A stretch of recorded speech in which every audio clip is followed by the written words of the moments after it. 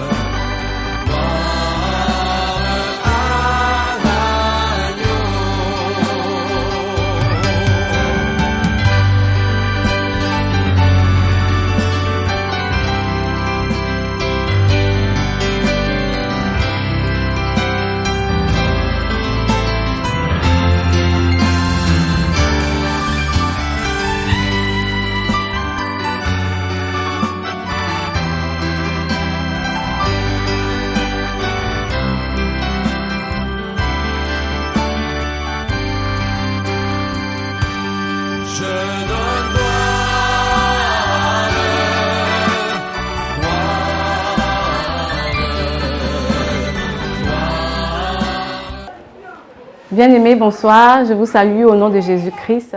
Je suis la servante de Dieu, évangéliste prophétesse Elena Fosso, de la main de prière de délivrance en Jésus-Christ à Abidjan.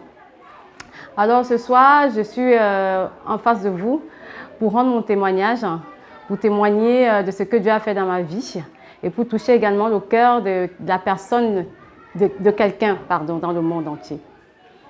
Toutefois, avant de commencer, on va adresser une prière à Dieu afin qu'il prenne le total contrôle de ce moment. Éternel, mon Dieu, mon roi, c'est par ta grâce que je suis arrêtée ici, devant toi, Seigneur, et devant le monde entier. Seigneur, si tu n'étais pas là, Seigneur, je ne serais pas ici. Seigneur, tu as fait tellement de choses pour moi, Seigneur, mon Dieu, mon roi, qu'il est temps, Seigneur, mon Dieu, mon roi, que je te glorifie, Seigneur, en rendant mon témoignage. Seigneur, je te demande, Seigneur, éternel, mon Dieu, mon roi, de prendre la première place, Seigneur, car je ne suis rien, Seigneur, devant toi, éternel, mon Dieu, mon roi. Que tout ce que je vais dire, Seigneur, vient de toi et de toi seul, Seigneur, mon Dieu, mon roi, afin d'impacter, Seigneur, quelqu'un dans le monde, Seigneur, qui a souffert comme moi, Seigneur, mon Dieu, mon roi, qui cherche ta face, Seigneur, éternel, mon Dieu, mon roi, et qui cherche la délivrance. Seigneur, éternel, mon Dieu, mon roi, je t'en supplie, je te prie, prends le contrôle, car toi, seul est Dieu. Je me place auprès de toi, Seigneur, éternel, mon Dieu, mon roi, et j'efface ma personne, Seigneur, afin que tu prennes, Seigneur, le total contrôle de ce moment. Au nom tout-puissant de Jésus-Christ. Amen. Peuple de Dieu, c'est pas facile de rendre son témoignage. Mais pour la gloire de Dieu, il est important de rendre son témoignage. Peuple de Dieu, c'est important de rendre son témoignage. Je suis arrivée à la nuit de prière de délivrance l'année dernière pour faire ma délivrance. Je suis revenue cette année pour répondre à mon appel. Et Dieu a tellement fait de grandes choses dans ma vie. Donc, il est important de rendre son témoignage. C'est pour ça que je suis arrêtée ce soir devant vous. Je vais rendre mon témoignage comme une petite histoire. Si vous voulez, moi, je vis en France depuis presque 25 ans. J'ai quitté l'Afrique très, très jeune. Donc, je suis arrivée en France, j'ai fait mes études, ma seconde, jusqu'à l'université. J'ai eu mon bac plus 5, plus 3 mois de formation en gestion de la paye. Donc, ce n'était pas facile, mais je peux dire que le Seigneur m'a beaucoup béni. Il m'a vraiment béni. Parce que je n'ai manqué de rien, en fait. Depuis mon enfance jusqu'à maintenant, je n'ai manqué de rien. Je fais partie des personnes que Dieu a dit d'adopter, on va dire. Franchement, je ne sais même pourquoi, au fait. Dieu m'a vraiment tout donné. Tout ce que je demandais à Dieu, je l'avais. Vraiment. Pas parce que je méritais, mais par pure grâce. Donc, bien aimé, si je suis arrêtée ce soir, bien aimé, c'est pour rendre mon témoignage. Parce que Dieu a tellement fait de bonnes choses dans ma vie qu'il est important de glorifier son saint nom. Alors, je suis Elena Fosso, mariée aujourd'hui. J'ai grandi en France. J'ai quitté l'Afrique très jeune. En France, j'ai fait, on dit collège. J'ai fait mon collège, j'ai fait mon lycée et j'ai fait l'université. Si vous voulez, je n'ai manqué de rien. Pas plus grâce. Pas parce que je méritais, mais vraiment pas plus grâce. Je fais partie des personnes qu'on dit choyées de Dieu. Dieu m'a tout donné. Intelligence, il m'a donné. Nourriture, il m'a donné. Vêtements, il m'a donné. Bref, il m'a tout donné. Vraiment tout donné. J'ai fait mes études. J'ai intégré, quand je suis arrivée en France, le meilleur lycée de Nantes, pour ceux qui connaissent la ville. Encore pas plus grâce. Une fois sortie, j'ai eu mon bac et je suis allée à l'université de Rennes. J'ai eu mon bac plus 5 à cette université. Et j'ai rencontré des personnes merveilleuses, que je salue d'ailleurs, tous mes amis, avec qui on a cheminé. On s'est supporté, on s'est aidé jusqu'à l'obtention de notre diplôme. Et c'est aussi ces personnes que je vais toucher, parce que certaines ne me reconnaîtront même pas. Mais je suis la même, sauf que je suis désormais en Jésus-Christ. Bien-aimés, ma vie a été une belle vie. J'avais de petits bobos, de petits problèmes comme tout le monde, mais je ne pouvais pas me plaindre. Car comme je vous l'ai dit, j'ai tout eu. J'ai eu mon fils quand j'étais étudiante. Il est né prématuré. Là encore, Dieu m'a béni. Parce qu'une fois sorti de sa prématurité, tout allait bien. C'était un miracle même. J'ai rencontré des personnes merveilleuses. Des personnes qui de près ou de loin m'ont beaucoup aidé. M'ont beaucoup supporté même également. Donc je rends grâce à Dieu vraiment pour toutes ces personnes. Je rends également grâce à Dieu parce qu'il m'a donné un cœur vraiment d'amour. J'ai beaucoup aimé les gens. J'ai aidé des orphelins, des veuves, des malades. Je ne sais même pas pourquoi d'ailleurs. Mais si je ne le faisais pas, je n'étais pas tranquille. Il y avait un esprit qui me poussait à le faire, sinon je ne pouvais pas être tranquille. Et je ne me rappelle plus de l'année, mais c'était en 3e année de licence. J'ai fait mon stage au Cameroun, à une ONG. Il y avait des enfants orphelins. Ce stage m'a beaucoup touchée au fait. Et j'ai fait ce stage parce que je voulais être assistante sociale. Parce que comme je vous disais, j'étais beaucoup touchée par l'humain. Je voulais vraiment beaucoup aider les gens. Une fois à la sortie de ce stage, ce n'était pas pareil. Finalement, j'ai renoncé à faire mes études en assistance sociale parce que j'étais trop touchée. Quand je voyais les gens souffrir, je pleurais. Je n'arrivais même pas à recevoir des personnes. Donc, ma maîtresse de stage m'a dit que je ne suis pas prête pour être assistante sociale parce que je suis très émotive, parce que je pleurais avec les cas. Finalement, j'ai renoncé et je me suis orientée dans les ressources humaines, la gestion des hommes et de la paye. Mais je peux vous dire que le simple fait d'être passée dans cette ONG m'a beaucoup aidée au fait, à sauver aussi mon enfant. Parce que quand j'ai dit au Seigneur, Seigneur, voici mon enfant qui est né prématuré, rappelle-toi des orphelins que j'ai aidés, le Seigneur a fait pour moi. Et ça encore, je rends grâce au Seigneur. Par la suite, comme je vous l'ai dit, j'ai eu mon bac plus 5. J'ai travaillé d'abord à la mairie de Rennes et ensuite au conseil régional de Nantes. Ce n'était pas facile. Je voulais travailler au conseil régional de Rennes, mais c'est une institution où peu de personnes, du moins des Noirs, y ont accès. C'était un rêve pour moi. Les gens me disaient, ben non, tu ne peux pas, c'est même pas possible, ne rêve même pas. C'est vrai que tu es très ambitieuse, mais ce n'est pas possible. Mais par la grâce de Dieu, un jour j'ai envoyé ma candidature et j'ai été admise. Je ne sais même pas comment, par quel miracle une fois de plus. Donc ma vie était belle, j'avais tout. Je vivais dans l'opulence. Vraiment, j'avais tout. Je ne pouvais pas me plaindre. J'étais entourée de personnes qui m'aimaient, que j'aimais. Donc j'étais vraiment heureuse. À côté de mes études, de mon travail aussi, j'avais beaucoup d'activités aussi extrascolaires. Je gérais des associations. J'étais présidente. J'ai aussi coordonné des activités sportives et culturelles étudiantes. Bon, bref, ma vie était une vie vraiment très épanouie. Et on me connaissait beaucoup. J'avais une popularité seulement dans le monde du travail par rapport à ce que je faisais, que ce soit l'humanitaire, que ce soit les choses associatives. Mais tout cela n'a pas duré, entre guillemets, longtemps. Une fois. Parce que c'est vrai, j'ai travaillé pendant 2 ans. J'ai rencontré mon fiancé qui est devenu mon mari en 2000, si je ne me trompe, 2016. Je l'ai rencontré à une fête qu'une association avait organisée. J'avais été invitée comme invitée d'honneur pour parler justement de dynamisme de la femme. Et c'est là que j'ai rencontré mon mari, au fait. On a cheminé ensemble et 2 mois après, les problèmes spirituels ont déclenché. Mais je ne savais pas que c'était des problèmes spirituels. Je ne savais pas du tout. Je me rappelle juste d'une chose. J'avais appris la mort d'une personne qui m'était proche, d'une cousine à moi. Moi, j'étais quelqu'un, je n'étais pas habituée à ça. Moi, je vivais vraiment dans un monde de bisounours, où tout était parfait. Je ne croyais même pas au monde spirituel. Pour moi, c'est vrai que le diable existait, mais c'est que dans les films. Ce n'était pas réel, au fait, si vous voulez.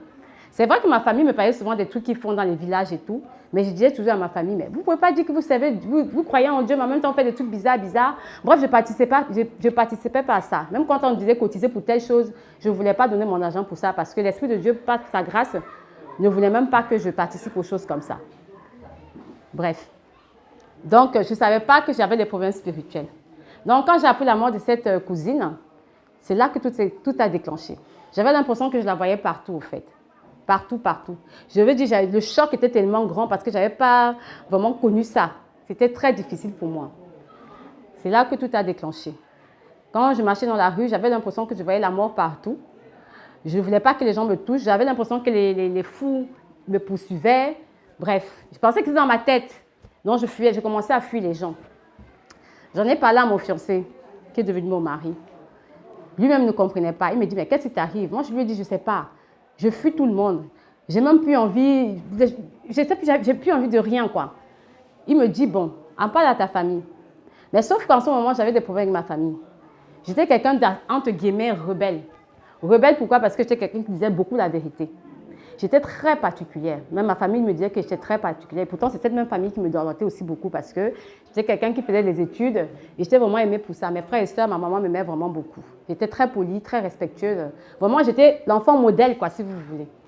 Mais à côté de ça, je n'aimais pas le mensonge, je n'aimais pas l'injustice. Donc, quand il y avait une injustice dans la famille, j'étais toujours la seule à défendre la personne. Je ne suivais pas les gens pour suivre les gens. Une fois de plus encore, c'est maintenant que je comprends que c'est l'Esprit de Dieu qui me poussait à faire ça. Je pourrais me rebeller contre tout le monde tant que je sais que je suis dans la justice, ça ne me dérangeait pas. Pas du tout. Donc, en ce moment-là, justement, j'avais des problèmes avec ma famille, justement, pour cette injustice aussi vis-à-vis de ma sœur qui est en Chypre. Parce que tout le monde la repoussait et je ne trouvais pas ça normal. Donc, j'avais décidé un peu de les bouder. Donc, quand mes problèmes spirituels ont commencé, ça tombait mal parce que j'étais un peu en froid avec eux. Donc, j'avais personne vraiment pour m'aider, quoi. J'avais que mon fiancé. Donc, il m'a dit, ben, écoute, viens où je suis, parce qu'il était à Paris, moi j'étais à Nantes. Il m'a dit, viens sur Paris, on va rester un peu ensemble et puis ça va aussi nous rapprocher, vu qu'on était à distance au fait. J'ai dit que bon, oui. Donc, je suis partie chez lui avec mon fils. J'étais censée faire 2 semaines, finalement, je suis restée chez lui, parce que ça n'allait vraiment pas. Par la suite, ma famille a remarqué que j'étais plus sur Nantes. Ils m'ont cherché et ma meilleure amie leur a dit où j'étais. Ils ont appelé la police disant que j'ai été kidnappée par un garçon, en fait. Malheureusement, ce n'était pas le cas, mais bon. Donc, on avait été convoqués par la police qui ne comprenait pas pourquoi est-ce que j'avais fui avec mon fils. Parce que c'est ce qu'ils avaient dit à la police, que j'ai fui avec mon fils. Normal aussi, hein, je vais comprendre parce que quelqu'un du jour au lendemain qui quitte sa maison, parce que j'avais tout abandonné. Hein. J'ai pris juste un petit sac avec mes affaires, de mon fils, je suis partie. Une grande maison, avec tout dedans, vraiment tout. Tout était neuf.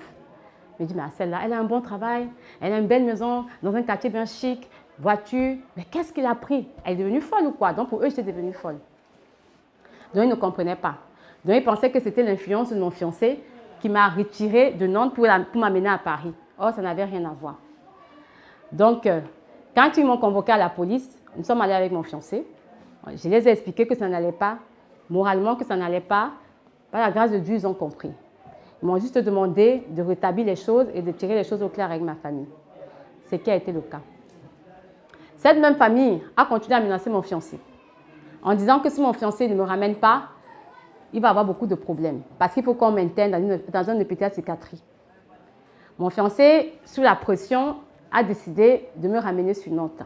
Parce qu'il faut dire que chez lui, je ne sortais plus. J'étais enfermée, vraiment enfermée. Je dormais même presque nue. Je ne voulais plus porter de vêtements. Quand je portais même des vêtements, il y avait des couleurs que je ne supportais pas. Parce que quand je voyais de certaines couleurs, ça m'agressait. Je me sentais bizarre, je ne me sentais pas bien, je me sentais oppressée, au fait. Quand je voulais qu'on sorte, je ne voulais pas sortir. Il me ramenait tout le temps à manger. Il finit son boulot, il me ramène à manger le midi. Il repart au boulot, le soir, il me ramène à manger. C'est que ce que je pouvais faire, au fait. Donc, à un moment, c'est aussi épuisant pour lui parce que quelqu'un qui n'a pas vécu une vie comme ça, tout de suite, il a une copine, ça se passe comme ça, c'était pas évident pour lui. Que ce soit pour lui, pour sa famille aussi, que je comprends. Donc, il s'est dit, bon, peut-être il est temps que je la ramène dans sa famille parce que ce problème, je n'arrive plus à gérer. Donc, malheureusement ou heureusement pour moi, son meilleur ami Landry a dit, Gabin, si cette fille est venue chez toi, c'est parce qu'elle veut trouver un refuge. Tu ne peux pas la renvoyer chez sa famille. Peut-être même c'est sa famille même qui la combat, tu ne sais pas. Et donc, c'est comme ça que Gabin a finalement changé d'avis. Il a dit à mes parents, à ma famille, que non, il va rester avec moi. Ma famille l'a menacé. Il a dit, c'est pas grave, j'assume les conséquences. Amenez-moi où vous voulez, mais elle reste avec moi. C'est comme ça que finalement, je suis restée avec Gabin, mon fiancé. On a vu des psychiatres, parce qu'on se disait peut-être que c'est une dépression par rapport à tout ce que j'avais vu, la mort, tout ça, patati patata, que peut-être c'est une dépression suite au décès de cette cousine. Les médicaments que j'ai pris n'ont pas marché. Pas du tout. Par la grâce de Dieu, la collègue de Gabin est venue une fois me rendre visite. Elle m'a dit qu'elle avait le même problème. Qu'elle avait des problèmes de dépression, qu'elle n'arrivait pas à sortir, qu'elle fuyait tout le monde également. Mais que c'est un problème, que ce n'est pas un problème en soi. Bref, elle disait que c'est un problème médical, que ça peut arriver quand on a un choc émotionnel. Elle nous a conduits vers notre psychiatre. Malgré tout, les médicaments n'ont pas marché. Par la grâce de Dieu, ma soeur, ma grande soeur, Mazoni, qui était en Chypre, elle m'appelle. Elle me dit, mais qu'est-ce qui ne va pas? J'apprends qu'il y a beaucoup de problèmes en France et tout, avec la famille et tout. J'ai fait, grande soeur, ça ne va pas du tout. Ça ne va pas. Elle me dit, qu'est-ce que tu as? J'ai un peu expliqué et tout. Elle m'a dit que bon, on va essayer de voir ça. Un jour, elle m'appelle. Elle me dit, est-ce que je peux donner ton nom à un prêtre? J'ai dit, un prêtre? Oui. Elle me dit, oui, un prêtre, hein, t'inquiète pas. C'est un orthodoxe. J'ai dit, bon, je n'aime pas trop les trucs. Elle dit que non, je sais, ce n'est pas les histoires de marabout, parce que moi, je n'aimais pas ces trucs-là. Je ne voulais même pas entendre parler de ça. Elle me dit, non, non, non, ce n'est pas un marabout, hein, c'est un prêtre orthodoxe, pardon, qui voit. J'ai fait, bon, ok, je te fais confiance. Quelques jours après, elle me rappelle, elle me dit, le bilan n'est pas bon, il faut rentrer. J'étais même à l'église, parce que j'allais beaucoup à l'église me réfugier, parce que j'étais à l'église catholique. Je partais beaucoup prier à l'église, demander au Seigneur de m'aider à me sortir de cette situation, parce que je souffrais vraiment, quoi. Quand elle m'a appelé, j'étais même à l'église en train de nettoyer l'église. Elle me dit, rentre, parce que ce que je vais te dire, ce n'est pas bon. Je suis rentrée, elle me dit, assieds-toi, je me suis assise. Elle m'a parlé, on était au téléphone. Elle me dit, voilà ce que le prêtre a vu. Ta vie là, ce n'est pas possible. Ils t'ont vu, tu étais même comme ça. On t'en veut, le monde spirituel t'en veut. Ils veulent te tuer. Parce que j'ai dit, c'est quoi ça encore? Qu'est-ce que tu me racontes? Elle me dit, oui, ça sera compliqué pour toi de comprendre ça, mais je ne sais pas comment je vais t'expliquer, mais c'est mieux que je te mets en contact avec ce prêtre. Il va t'expliquer, parce que c'est vrai que toi, tu ne connais pas tout ça, vu que tu as grandi en Europe. J'ai fait, ok. Elle m'a mis en contact avec ce prêtre orthodoxe. Mais je pense qu'il ressentait ma peur. Donc, pour ne pas trop me choquer, il était très évasif avec moi. Il m'a tout simplement dit que tu es une voyante. Non, c'est à mon mari qui l'avait dit ça, qu'Hélène, c'est une voyante. Elle a appelé à servir le Seigneur. C'est pour ça que le monde éternel la combat. Mon mari m'a dit ça, mon fiancé à l'époque. J'ai fait moi-même, voyant des trucs bizarres là. Pardon, je ne veux même pas de ça, quoi. Mon mari a dit qu'elle dit qu'elle ne veut pas de ça. Il a dit que, c'est pas elle qui décide, c'est Dieu. Et puis, les problèmes, il m'a dit, bon, c'est qu'on va faire, vous allez être en jeûne, je vais vous envoyer des prières, vous allez faire des prières tous les soirs, tous les midis, et puis ça va aller. Donc, on a fait ces prières pendant 3 mois. Et au bout de 3 mois, j'ai vu un changement. Je suis même tombée enceinte de ma première fille. Donc, ça allait. On a déménagé et tout, il n'y avait pas de problème. Mais après la naissance de ma fille, non, pendant ma grossesse, pardon, excusez-moi, c'était pas, ça avait recommencé. Ma belle famille avait fait venir le petit frère de mon mari chez nous. Il voulait absolument que le petit frère de mon mari reste avec nous. Bon, je n'avais pas trop le choix. On a accepté qu'il vienne rester avec nous. Or, je ne savais pas aussi qu'il voulait aussi me combattre, entre guillemets.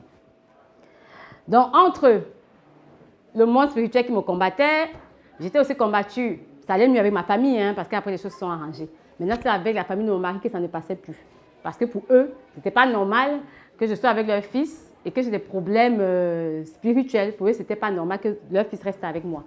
C'était un ingénieur qui avait réussi sa vie et tout. Ils ne voulaient même pas entendre que moi aussi j'ai fait des études. Ce n'était pas leur problème. Ils ne voulaient pas qu'on reste ensemble. Plusieurs fois même, ils avaient menacé de me faire partir avant même qu'on ne déménage. Mais finalement, Gabin avait résisté à ça. Donc, quand on était dans la maison, pour un rien, pour un tout, on se disputait avec mon chéri. Tout le temps, on se disputait. Je ne comprenais même pas pourquoi, au fait. On se disputait pour un rien, pour un tout. Son petit frère aussi n'arrangeait pas les choses, au fait. À chaque fois qu'il y avait un problème, il allait raconter à la maman de Gabin et tout. Donc, du coup, ça empirait un peu la situation. Et par la suite, j'ai accouché. Parce qu'à la maison, c'était aussi beaucoup de disputes, comme je disais, avec mon fiancé. Et quand j'ai accouché, sa famille a demandé à ce que je parte de la maison. Un jour, Gabin rentre, il me dit que c'est fini entre nous. J'ai dit, aïe, il y a quel problème? Il me dit, non, c'est fini. J'étais même avec ma grande soeur au téléphone. Ma grande soeur me dit que c'est encore quoi ça? C'est quoi cette histoire-là? Il n'a même pas voulu parler à ma grande soeur. J'ai dit, mais attends, qu'est-ce qui se passe exactement? Sachant qu'il m'avait demandé un mariage 2 mois avant, pardon. En décembre, il m'avait demandé un mariage. Devant tous ses amis et devant son petit frère, il m'avait demandé un mariage. Mais ma grande soeur dit que, mais attends, c'est quoi ça? Ça fait même pas 1 mois, 2 mois, tu lui as demandé un mariage. J'ai dit, maintenant, tu dis que c'est fini, alors qu'elle vient à peine d'accoucher. Ma fille n'avait même pas encore 2 semaines, pour vous dire. On était au temps du coronavirus. Ma famille ne pouvait pas non plus venir me voir parce qu'ils interdisaient les contacts entre les personnes. Donc, j'étais seule. Il est venu avec un ami et son petit frère. Ils m'ont dit qu'ils me laissaient 1 mois pour quitter la maison. Il ne m'a même pas donné d'explication. Point final, c'était terminé. Je me suis effondrée tout de suite. On m'a amenée aux urgences avec mes enfants, mon grand-fils et mon bébé qui venait de naître. Je ne comprenais même pas ce qui arrivait. J'ai appelé le prêtre en question parce que c'est lui qui nous suivait. Il m'a appelé. Il me dit, oui, ta grand-sœur me dit que Gabin a quitté la maison et tout ça. Calme-toi. Ce n'est pas lui qui fait. Ce sont les esprits de sa famille qui font ça. J'ai fait ça, c'est quoi? Sa famille-là me veut même pas. Qu'est-ce que j'ai fait? Je suis gentille avec eux, je fais. Qu'est-ce qu'ils me veulent? Il me dit non, ce n'est pas toi le problème. Hein? Ils ne t'aiment pas, c'est tout. Tu n'as rien fait. Parce que spirituellement, ce qu'ils voient en toi là, ce n'est pas puissant. Ça ne les arrange pas. J'ai dit, ah, ok. J'ai dit, bon, qu'est-ce qu'il faut faire alors? Il me dit, il faut seulement prier. C'est tout. Moi aussi, je vais prier de mon côté. Et on verra comment les choses vont se passer. 2 semaines après, ils sont venus me faire sortir de la maison. Mais comme je connais mon droit, la grâce que j'ai, ils n'ont pas réussi à me faire sortir de la maison. La police est venue, il a demandé de partir. Ils sont partis. Je suis finalement restée dans la maison, au fait. Mais je n'étais pas à l'aise. Je n'étais pas à l'aise du tout. J'ai décidé finalement de quitter cette maison et partir. Je suis allée me réfugier chez une amie qui m'a beaucoup aidée aussi. Je ne voulais pas retourner chez moi à Nantes. Parce que j'étais encore traumatisée par ce que j'avais vécu là-bas. Donc, je suis allée me retrouver chez mon ami qui m'a beaucoup aidée. 3 mois après, par miracle, Gabin est revenu à la raison. Il est venu me demander pardon. Il m'a dit que cette fois-ci-là, que sa famille le veut ou pas, il va rester avec moi. Que ce n'est pas sa famille qui décide. Ah oui, maintenant c'était un combat avec sa famille. Sa famille le menaçait vraiment. Il faisait beaucoup de chantage. À un moment, il s'est dit non, c'est elle que je veux. Que vous le veuillez ou pas, c'est elle que je veux et puis basta. Donc, il avait aussi coupé le contact avec sa famille. Ce n'était pas facile. Par la grâce de Dieu, quand même, avec ma famille, tout allait bien parce que j'avais fait le baptême de ma fille et tout, la communion de mon fils. Ils étaient là avec nous, ils nous soutenaient. Mais après, les problèmes ont encore recommencé. J'ai commencé à avoir des visions bizarres. J'entendais les voix qui me parlaient. J'ai dit, Gabin, j'entends des trucs dans mes oreilles, je ne sais pas. Je vois des trucs bizarres. Il me dit, ah, comment ça? Je dis que je ne sais pas, j'ai fait un rêve où j'ai reçu une bague. Et puis j'ai lâché. J'ai fait un rêve où on me poursuivait. J'ai fait un rêve. Il me dit, ah, ça c'est quoi ça encore? On a appelé ce prêtre qui nous suivait. Il me dit que, ah oui, ça a recommencé. Donc il faut encore que vous recommencez les prières et tout. Mais comme moi j'étais nourrice, parce que je venais d'avoir mon deuxième fils, il a demandé à Gabin de gêner. Ils allaient se mettre en prière pour moi. Malgré tout, ça ne marchait pas. Ma maman était rentrée au Cameroun parce qu'elle voyage beaucoup. Elle était partie au Cameroun se reposer. Et une fois, elle appelle. Elle dit, il faut absolument que tu viennes au Cameroun, Elena. J'ai fait pourquoi? Elle dit, oh, je suis partie chez quelqu'un. Ce n'était pas un prêtre, hein, ce n'était pas un homme de Dieu. Je pense que c'est un marabout. Elle dit, ce n'est même pas bon ce qu'on a vu. Il a dit que toi, tu es trop menacée. Que tu es trop menacée, on en veut à ta vie même. Il faut absolument que tu viennes au Cameroun pour qu'on enlève tout ça là. J'ai dit d'accord. Gabriel m'a dit, j'en ai fait appel au prêtre, il a dit que de toute façon, ce n'est pas nouveau, c'est que ta maman dit. On sait déjà ça. Mais qu'est-ce que tu viens faire? Si tu viens au Cameroun pour me voir, parce que ce prêtre est au Cameroun, il me dit, si tu viens au Cameroun, choisis. Soit tu peux avoir un marabout et tu ne viens pas me voir, ou inversement, tu viens me voir et tu ne peux pas voir le marabout. J'ai fait, moi je viens te voir parce que moi je suis Dieu, moi je ne suis pas dans les histoires de marabout. Il m'a dit, il n'y a pas de problème, dans ce cas, paie ton billet d'avion, tu viens au Cameroun. Donc je suis partie au Cameroun. Entre-temps, ma famille m'a beaucoup mis la pression pour que j'aille voir ce marabout. J'ai dit, je ne pars pas. Je ne pars pas voir ce marabout. Parce que pour moi, j'ai confiance en mon Dieu. Je sais que c'est Dieu seul qui peut me délivrer. Ils m'en ont beaucoup voulu. Pour eux, c'est comme si je ne voulais pas ma délivrance. Je suis allée voir ce prêtre. Il a fait des prières. Bon, j'avais l'impression qu'il priait, mais sans prier. Je ne sais pas. Quand ma soeur Gabriel m'appelait, mais ça se passe comment? Parce que c'était les deux vraiment qui me soutenaient. Moi, je ne sais pas, on dirait que ça ne marche même pas. Il prie, mais c'est tous les mêmes choses. Je vois pas, il n'y a pas de changement, quoi. J'ai l'impression que je ressens tous les mêmes problèmes, les mêmes cauchemars. Je fais des cauchemars, je voyais des PD, je voyais des gens, des filles avec des filles, des hommes avec des hommes. Non, mais je faisais vraiment des rêves atroces, quoi. Et puis, il me dit que bon, qu'est-ce qu'on doit faire alors? J'ai dit, je ne sais pas. Il y avait une amie à ma grande sœur, une prophétesse, qui était avec moi, qui m'accompagnait justement dans toutes mes démarches. Elle me dit, Elena, c'est vrai que moi, je n'ai rien à dire, mais tu sais que moi, je suis dans une église, je suis pasteur, prophétesse. Moi, franchement, je trouve que tu devrais aller à l'église évangéliste, parce que l'église catholique, c'est pas trop ça. C'est vrai qu'il est orthodoxe, mais c'est pas trop ça. Viens d'une église évangéliste, c'est mieux, c'est puissant même là-bas. J'ai dit OK. Elle regarde mes mains. Elle me dit, tes mains, je ne sais pas, tu as des mains bizarres.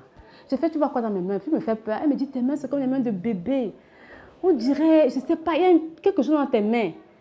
J'ai dit, moi, je ne sais pas, mes mains sont comme ça. Oh. Elle me dit, non, tu as quelque chose dans tes mains. Il faut qu'on aille voir on a l'église évangéliste et tout. Parce que toi, tu es une grande servante de Dieu. Dieu va t'utiliser. C'est ce que je vois, en tout cas dans mes visions, c'est ce que Dieu me montre et tout ça là. Il ne faut vraiment pas qu'on aille éteindre cette grâce-là. Elle m'a conduit vers on dit quoi, mère spirituelle entre guillemets. Et Jésus. Là-bas, ils ont voulu me faire laver avec des potions. Je ne sais pas. J'arrive là-bas, elle me dit, lave-toi avec tel truc, elle met le sel, elle met, je ne sais pas trop quoi, elle fait une potion bizarre. Je ne sais pas, mon esprit ne voulait pas. J'ai dit, je ne veux pas. Elle me dit, tu veux être ta délivrance ou pas? J'ai fait, je veux ma délivrance. Donc, je suis partie dans la douche. J'ai fait semblant, j'ai un peu versé sur moi comme ça, petit. Je suis ressortie. Malheureusement pour moi, quelqu'un m'avait vu. Une de ses servantes m'avait vu. Elle dit, elle ne s'est pas lavée avec Lola. Elle m'appelle en colère. Pourquoi tu ne t'es pas lavée avec Lola? J'ai fait, je me suis lavée avec. Elle me dit qu'elle va encore te laver. Elle remet encore refait la même potion. Je ne me suis pas lavée avec. J'ai triché. Je me suis essuyée, fait semblant, je me suis essuyée. Quand elle est rentrée chez elle, elle me dit, mais il faut que tu donnes ton offrande parce que c'est l'offrande là qui va aussi te sauver. J'ai dit, OK, voici mon offrande. Elle me dit, prie sur cette offrande-là. J'ai dit que je dis quoi? Elle dit, dis au Seigneur que tu vas ramener encore plus. J'ai fait, aïe. C'est qu'elle a fait de prier ça comme ça là. J'ai senti que ce n'était pas puissant. Donc, j'ai fait semblant, j'ai commencé à prier comme ça, mais ce n'est pas ce que je disais au Seigneur. Hein. Tout ce qu'elle m'a dit, ce n'est pas ce que j'ai répété. Pour qu'elle me laisse tranquille. On est rentré chez elle parce que j'étais chez elle. Elle a pris l'huile d'olive. Parce que moi, j'ai dit, je suis fatiguée, je ne veux plus avoir les visions, je suis fatiguée de ça, je ne veux plus. Elle a fait comprendre à ma soeur et à mon mari, Gabriel, mon fiancé à l'époque, que peut-être c'est mieux qu'elle mette de l'huile d'olive sur moi dans mes yeux pour que je ne vois plus tout ça. Donc, c'est ce qu'elle a fait, elle a versé de l'huile d'olive dans mes yeux, dans ma bouche, partout, quoi. Et tout. Et après, elle m'a demandé de boire l'huile d'olive. Je n'ai pas voulu boire l'huile d'olive. J'ai su aller verser l'huile d'olive à la cuisine. Quelqu'un encore m'a vu. La personne parce qu'elle a versé l'huile d'olive. Elle s'est mise en colère. Mais finalement, tu veux mon quoi? Tu es venue pour ta délivrance ou pas? Tout ce que je te donne, tu ne veux pas. Machin, patati, patata. Ma soeur m'appelle, Gabriel m'appelle. Toi aussi, tu ne veux pas ta délivrance, c'est quoi? Pourquoi ce qu'on te demande de faire, tu ne veux pas faire? J'ai fait, je ne sais pas. Mon esprit refuse, je n'arrive pas. Je ne sais pas. Eux-mêmes aussi m'en voulaient qu'ils t'attendent. Tu as payé le billet d'avion comme ça pour rien, quoi. On part là-bas, ça ne marche pas. On vient ici, maintenant, toi, tu ne veux pas te disposer pour que ça marche. J'ai fait, je ne sais pas pourquoi ça ne passe pas. J'ai dit, OK, ce n'est pas grave. Peut-être je suis en train de me tromper. Ils n'ont qu'à m'envoyer l'huile d'olive, là, je vais utiliser. Le lendemain, elle a refait l'huile d'olive. Elle m'a demandé parce que j'étais censée rentrer à Douala, chez mon grand frère. Donc, je suis rentrée avec la bouteille d'huile d'olive à Douala. Je n'ai même pas utilisé l'huile d'olive. J'ai encore reversé ça dans les toilettes. Parce que mon esprit n'avait pas convaincu. Moi, je suis quelqu'un, quand je ne suis pas convaincue, rien ne peut m'arrêter. Ah, ça, non. Mon gamin m'en a voulu, ma soeur m'en a voulu. C'est pas grave, c'est votre point. Si vous voulez me parler même, puis ne me soutenez plus. Moi, c'est que je sais que mon esprit ne veut pas que je prenne ce truc de livre. Ils ont dit qu'ok. Ils m'ont boudé pendant 2-3 jours. Finalement, ils m'ont dit que bon, maintenant, là, tu vas bientôt, c'est ton départ. Qu'est-ce qu'on fait? J'ai mon meilleur ami, Olivier, qui est au Cameroun en ce moment-là, qui vit en France aussi. Il me dit, Elena, apparemment, tu es au Cameroun, je suis au Cameroun. Ton problème, là, je connais quelqu'un aussi qui peut t'aider. Si tu veux, on peut se voir. On va aller voir cette personne. J'ai dit qu'ok, il est venu me chercher. On est dans la voiture, je dis qu'Olivier, tu sais quoi, je ne veux plus partir chez cette dame. Il me dit, hi, c'est la dame là qui m'aide. Elle m'aide beaucoup, elle a des grandes visions, hein. Elle voit, hein. Elle te dit ce qu'il faut faire. J'ai fait, je ne sais pas, je n'ai pas envie d'aller chez elle. Elle travaille comment? Il dit, bon, elle travaille avec Dieu, mais en même temps aussi, elle peut utiliser des écoles. Elle peut dire, non, c'est bon, c'est ça, je ne parle pas. Il me dit, mais c'est Dieu, c'est tout, parce qu'elle est jeune, elle part à l'église et tout. J'ai fait elle travaille avec les machins, les remèdes et tout ça, je ne suis pas dedans. Il me dit qu'ok, parce que lui, c'est quelqu'un qui me comprenait beaucoup. Il me dit que je te connais, quand on te force là, ce n'est pas puissant, donc je vais te laisser tranquille. Il m'a ramené. Après, il me dit, bon, je te donne quand même son numéro, elle va te contacter. Le lendemain, cette dame m'a contacté. Elle me dit, Nassé, il ne faut pas avoir peur. Il ne faut pas avoir peur. Au fait, est-ce que tu sais que tu es une voyante, tu es fait voyante? C'est vrai que comment elle a dit ça? Elle dit, oui, je confirme, tu es une voyante. Je fais, ça veut dire quoi, voyante? Elle dit que tu vas voir dans le spirituel. Tu vas voir des choses, Dieu va te montrer des choses. J'ai fait moi-même. C'est encore quoi, c'est tout bizarre. Parce que pour moi, ça n'existait que dans les films, comme je dis une fois de plus. Elle encore veut me confirmer. C'est que ça fait 3 personnes qui me disent la même chose. Qu'est-ce qui est en moi? Qu'est-ce qui ne va pas?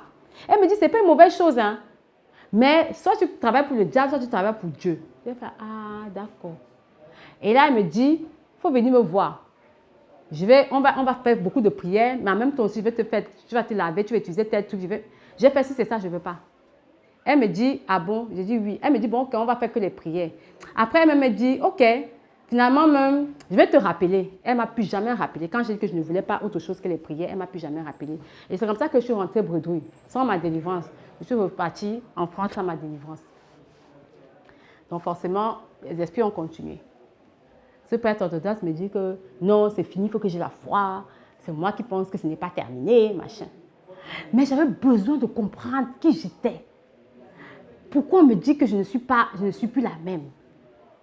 J'ai dit, Gabin, c'est seulement en Afrique que les choses comme ça se passent. Chez moi, chez les Noirs, il me dit, ah, comment ça? Il y a aussi les voyants ici en France. J'ai dit, ah ben voilà, c'est une bonne idée. Pourquoi est-ce qu'on ne consulte pas ces personnes qui voient dans le spirituel? Pourquoi je crois vraiment que ça existe, ces choses-là? On est parti sur Internet. On a pris le numéro de beaucoup de voyants et de voyantes. On les a appelés. Dès à peine même, on était au téléphone, certaines personnes me disaient que, parce que c'est Gabin qui appelait, moi j'avais tellement peur, je ne voulais même pas. C'est lui qui les contactait. Il y a un blanc, un vrai français, blanc. Il dit que vous appelez pour votre femme. Gabin dit que comment vous savez ça? Il dit c'est parce que j'ai reçu ça. Votre femme, c'est une grande servante de Dieu. Je vais l'utiliser pour ça, même le monde de ténèbres est en train de la combattre à un point. Mais ça ne va pas marcher. Il faut que vous priez, beaucoup même. Donc, on a constaté beaucoup de personnes comme ça qui nous ont dit la même chose, au fait. Une fois même, il y a une dame qu'on a contactée, je suis allée la voir. Elle m'a mis, entre guillemets, sur hypnose. Elle a commencé à me dire, voici, tu as le don de ci, tu as tel don, tu as tel. Elle m'a cité tellement de dons que j'ai fait, mon Dieu, mon roi. J'ai dit, mais tout ça, c'est en moi. Elle me dit, c'est en toi. Mais il y a un moment, ça va se déclencher. Et si tu veux, je vais activer ça. J'ai dit, ah, donc tu peux activer. Elle me dit, oui. Ça dépend de toi. J'ai dit, ok, j'ai compris, je vais réfléchir. Donc, je suis retournée. J'ai dit à Gabin que non, je ne veux pas qu'elle l'active. Ça va dire, elle l'active, c'est que moi, je n'arrive pas à contrôler. Je fais comment? Parce que je ne comprends rien à tout ça. Entre-temps, j'étais allée en vacances avec le collègue de Gabin et sa femme. On était allés en vacances à Nice. C'était des évangélistes. C'est là où sa femme me confesse que, Elena, tu sais quoi, la première fois que je suis venue chez toi, j'ai dit à mon mari que la fille là, elle a quelque chose. Mon mari m'a dit, comment ça? Qu'est-ce que tu vois en elle? Que la fille là, elle a un truc. Je sens que c'est une appelée de Dieu. J'ai fait, ça veut dire quoi appeler ma chérie? Elle me dit, appelée là, ce que ça veut dire, c'est que Dieu t'a choisi pour le servir. J'ai fait, ah bon? Elle me dit, oui. C'est pour ça que tu fais beaucoup de cauchemars. C'est pour ça que le monde des ténèbres te combat. C'est pour ça. Elle qui m'a vraiment un peu expliqué dans les détails. Elle dit, c'est pour ça aussi que ta belle famille te combat parce qu'ils voient dans ton spirituel, ça ne les arrange pas et tout ça là quoi. J'ai fait, ah d'accord. Et puis, Elle m'a dit, elle me disait que même Gabin, s'il fait des choses bizarres, ce n'est pas lui qui fait. C'est parce qu'il est aussi contrôlé spirituellement. Qu'il ne faut pas que je l'en veuille et tout ça. Il dit que oui, parce qu'on se dispute tout le temps pour un rien, pour un rien. Il m'énerve tellement que des fois, je veux me séparer de lui tous les jours, quoi. Elle me dit non, il ne faut pas tenir compte de ça. Elle me dit par contre, quitter l'église catholique, ce n'est pas puissant. Et puis, je portais une chaîne où j'avais une croix. Je portais aussi un bracelet que le prêtre évangéliste m'avait donné. Elle me dit, ce que tu portes là, ce n'est pas puissant. J'ai fait, non, ma croix là, c'est ce qui me protège. J'ai dit que ce n'est pas ça qui te protège. J'ai fait, c'est ma croix là qui me protège. Je ne peux même pas enlever ça. Elle dit, bon, ok, je ne vais pas te forcer, mais il faut enlever, ce n'est pas puissant. Quand ils sont rentrés, avec des vacances, les disputes à la maison avec Gabin, on se disputait tout le temps, bagarre sur bagarre, dispute sur dispute, colère sur colère. Lui-même, c'était aussi un fou furieux. Quand il se mettait sur une colère qui ne pouvait même pas s'arrêter au fait. C'était vraiment comme ça notre quotidien, y compris mes propres cauchemars. Mais Dieu fait grâce, dans tout ça, il me soutenait beaucoup. On pouvait se disputer vraiment gravement, mais quelques heures après, il se retenait, il reprenait contrôle de lui-même. Et il m'aidait. Parce que j'étais là comme ça, je pleurais. C'est lui encore qui va me porter, qui va me laver, qui va m'aider, qui va me donner à manger. Parce qu'il faut dire qu'à un moment, vu que je ne pouvais plus rien faire parce que c'était revenu, j'avais recommencé à avoir peur. Parce que les cauchemars étaient devenus encore intenses, au fait. Je faisais des cauchemars où je voyais qu'on venait coucher avec moi. Je faisais des cauchemars où je voyais des gens morts. Je faisais des cauchemars où je voyais des personnes bizarres. Bref, où je mangeais en rêve et tout ça là, quoi. Donc, c'était vraiment pas évident pour moi. Une fois même, j'ai fait un rêve, ce qui m'avait beaucoup marqué aussi. Mon fils était couché à côté de moi. J'ai vu quelqu'un, un homme, il avait comme une perruque sur lui au fait. C'était comme un blanc. Il est venu, il m'a pris la main. C'est comme s'il voulait m'étrangler. J'ai commencé à bagarrer avec lui. C'est comme si dans le réel, j'avais l'impression que c'était pas un cauchemar, comme si c'était réel. J'ai commencé à bagarrer avec lui. Je ne sais pas ce qui s'est passé. Je ne sais pas ce que j'ai dit. Jésus. Il s'est tout de suite enfui. Il est parti. Et mon bébé était couché. Dès que je me suis réveillée, j'avais même peur de toucher mon bébé, au fait. Parce que j'avais l'impression que l'esprit là était à côté. Et j'avais peur de toucher mon enfant parce que je me disais que si je touche mon enfant, peut-être l'esprit là va venir sur mon enfant. Je dis, Gabin, viens prendre l'enfant, viens prendre l'enfant. Il me dit, c'est quoi que j'ai fait un cauchemar? Prends l'enfant, je ne veux pas le toucher. Je ne voulais plus toucher mon enfant. Il me dit, mais ça ne veut rien dire. Je dis, non, je ne veux pas le toucher. Parce que j'ai peur que l'esprit là, machin, il me dit qu'ok. Donc, c'est comme ça que Gabin a commencé à prendre soin de l'enfant. Maintenant, c'est Gabin qui prenait soin de l'enfant, c'est lui qui lavait l'enfant. Le bébé, un bébé, c'est lui qui le lavait, c'est lui qui... Il s'occupait de tout le monde, des 3 enfants. Il les amenait à l'école, il faisait faire les courses, il faisait à manger, il s'occupait de la maison, parce qu'on aime bien quand la maison est très propre. Donc, il faisait tout le ménage. Tout ce que j'ai fait, c'est lui qui faisait ça, au fait. Puisque je ne sortais plus de la chambre. Je pouvais dormir jusqu'à 15h, 16h. Ça ne me dérangeait même pas. Si on ne vient même pas me dire, s'il ne vient pas me dire que c'est bon, il faut te réveiller, je ne me réveille pas. Ou si je suis justement couchée, je pleure. C'était ça mon quotidien. Je ne voulais pas que mes enfants s'approchent de moi. Donc, je voulais seulement rester enfermée. Les enfants aussi ne comprenaient pas. On les expliquait que c'est parce que je suis malade. Donc, je restais vraiment enfermée dans la chambre et tout ça. Et j'ai encore fait un autre rêve, 2 rêves comme ça, où je voyais encore, cette fois-ci, j'ai vu un esprit venir, au fait, vers moi. J'ai encore combattu l'esprit. L'esprit avait l'impression qu'il était entré même dans la maison. J'ai dit, Gabin, c'est toi. Gabin, c'est toi. Parce que quand il sortait, il fermait la porte à clé. Je voulais toujours qu'il m'enferme, parce qu'on ne sait jamais. J'ai dit, Gabin, c'est toi. Gabin ne répond pas. Gabin, c'est toi. Et puis j'entends la porte se refermer. Je me lève. Je me réveille. J'avais l'impression que dans mon rêve, en même temps que c'était réalité. Je me lève. Je guette. Je vais dans le couloir, je guette. Je ne vois personne. Je dis, Gabin, tu es là. Personne ne répond. Je me rends compte que Gabin n'est pas là. Et je sens que vraiment l'esprit était là. J'ai commencé à avoir une peur bleue. Je me suis encore réfugiée dans la chambre en train de trembler comme ça là.